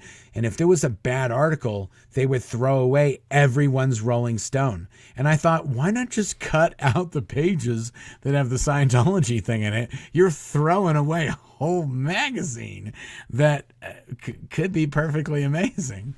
Yeah. Anyway, it's like, that's a total waste, man. Especially if you're a Sea Org member and you subscribe to Rolling Stone, you must be a baller. Like, not a lot of people subscribing to magazines up at that joint. Nope. Thank you for that, Gary, you dirty dog, you. Rock It Out with Kim D. Last name pronounced High, German name. Oh, Rock It Out with Kim D. High. Kim D. High, Kim D. High, Kim D. High. Okay, I'll try to remember it.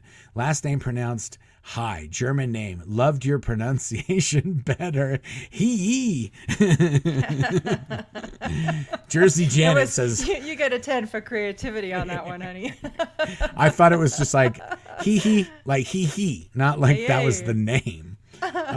Jersey Janet says, Claire, breaks my heart that some of your Scientology experiences are still so difficult for you to talk about. No question. Just encouragement to keep fighting. SPTV is keeping DM awake at night. Yeah, yes, pretty soon we're going to accidentally tell a story that's like the worst story that David Miscavige doesn't want told. Yep.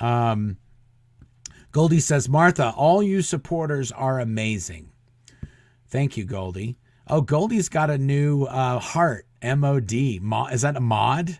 Yeah. Oh, look at that. Funny. That's awesome. Oh, here we go. Sub to Gary, Jackson Moorhead. Yes. Amazing content coming.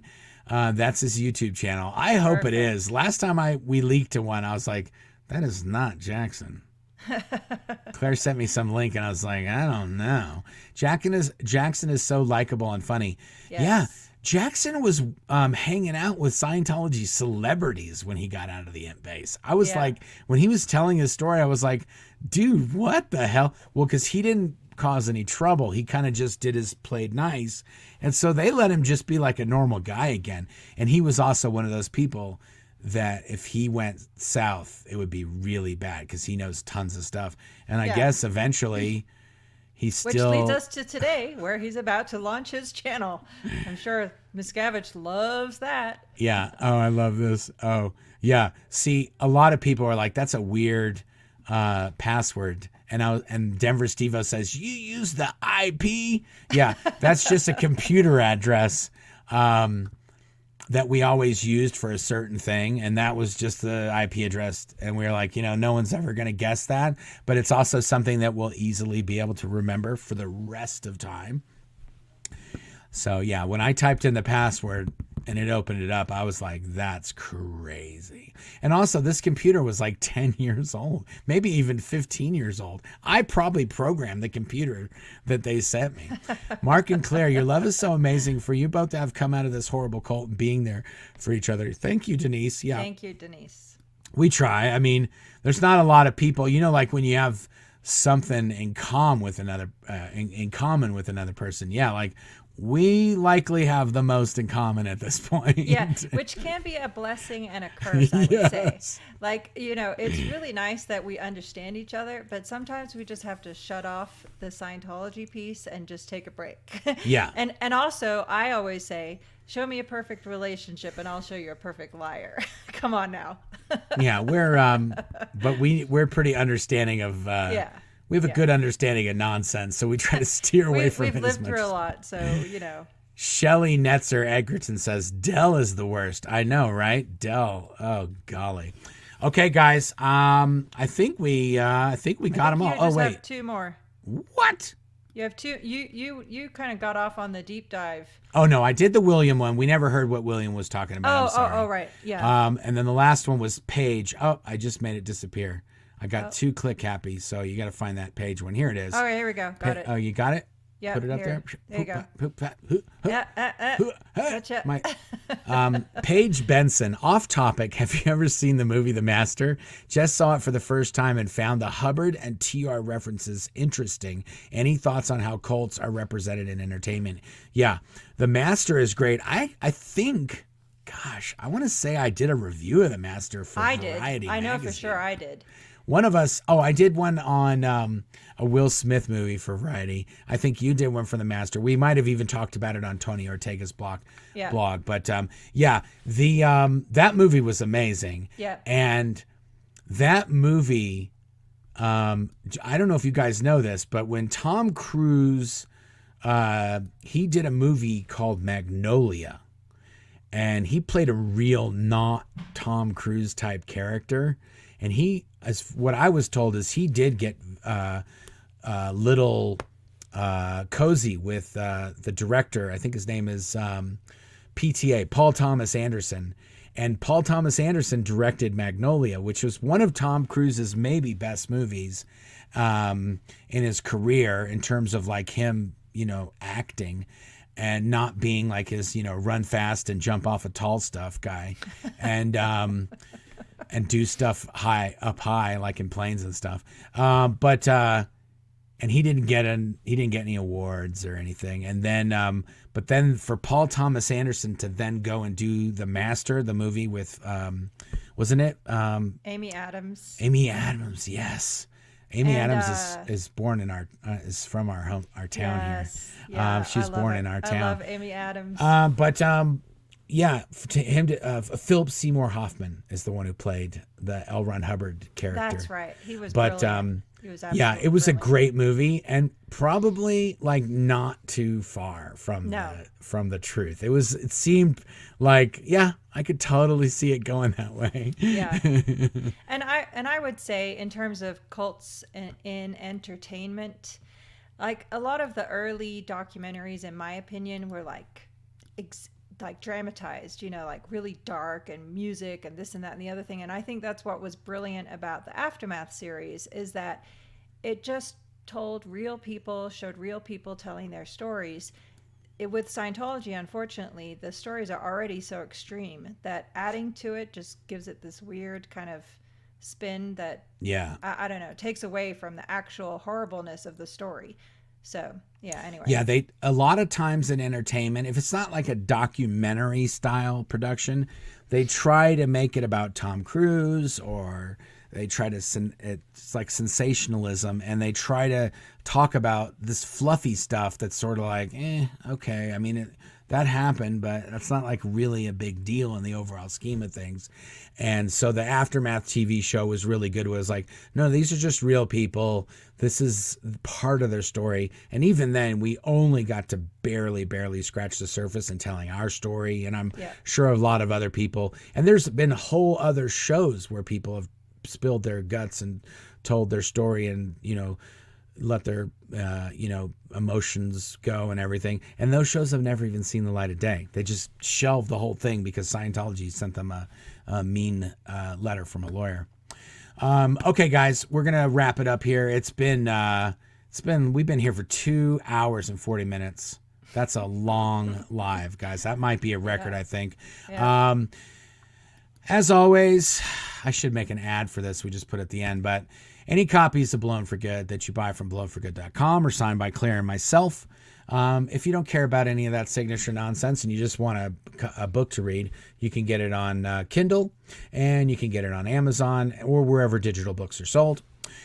We also have a thing called the SP Shop, and the SP Shop sells Mike Rinder bobbleheads. They don't come with this outfit. He just has a suit on. I'll pull up his little kilt here. He's got pants and a suit. But we sell Mike Rinder bobbleheads. These and the SP bracelets that we showed you earlier. I can't even get it to come out. There he goes. These SP bracelets, which we just got a whole giant stock of new sizes in. So we have all new sizes and all new stocks of all those. All of the proceeds from the bobbleheads and the SP bracelets go to support the Aftermath Foundation. And if you don't care about any of those bobbleheads or any of that nonsense and you just want to support the Aftermath Foundation, you can go to the aftermathfoundation.org, and there's a little button that says donate there. You can do that. Or you could sign up to be a volunteer if we need somebody who needs a ride to the airport, or we need a place for somebody to stay for a week, or we need an apartment or a job or any. That's what volunteers on the aftermathfoundation.org help us with. And if you haven't subscribed, we're trying to get up to 20,000 subs. Let's see what we're up to right now. Let's just do a sub check here. We're past 20,000 a long time ago. No, 27,000. Oh, 27. We are at 26,607. I suspect that we will get to 27,000 this week. And every time we tick up another 1,000, we award somebody in the comments a blown for good book, or SP bracelet, or bobblehead. And if you just go in the comments and say, I want a book, I want a book, I want a book, when we hit 27,000, Claire randomly picks one of those, and that person gets a book, or a bobblehead, or a bracelet, or whatever they want. If they've already got a book and they want something else, we'll give them something else. But everybody wins. We get more subscribers. You win something. Everybody goes away a winner. And and also, if you hit who doesn't want to be a winner? If you hit subscribe, nobody wants to be a loser. Winning. If you click subscribe and click the bell notification icon, you will be notified when we have a video. And I figured this out. Some people say, I clicked the subscribe button, I clicked the bell notification, but I didn't get notified. Well, yeah, I have to say I'm going to do a video tomorrow or in a few hours or something like that, and then you get it. If we do a live, it's 12:30 and we're going to do a live at 1 p.m., you might not get notified because we're already doing the thing. We're doing it. It's time. So that's what I suspect is the problem, because a lot of the people subscribe to this. I put this up yesterday and people showed up. So somebody knew it was happening. Anyway, that's it, guys. Thank you for staying in there. If you guys are here till the very end, amazing. Yes, you should definitely click like, because you watched the whole damn thing, and that's worth one like. And otherwise, like I said, we've got a video coming out on.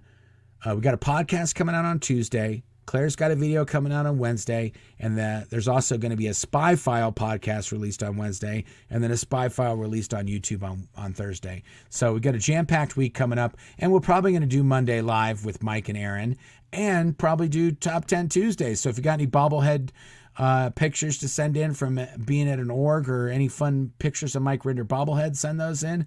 And then if you got any David Miscavige shoops, send those in to us by Tuesday, and you might win a bobblehead or a book or a SP bracelet with your David Miscavige shoop. So good luck to everybody. Have fun. Thanks for tuning in, and until next time. Bye-bye.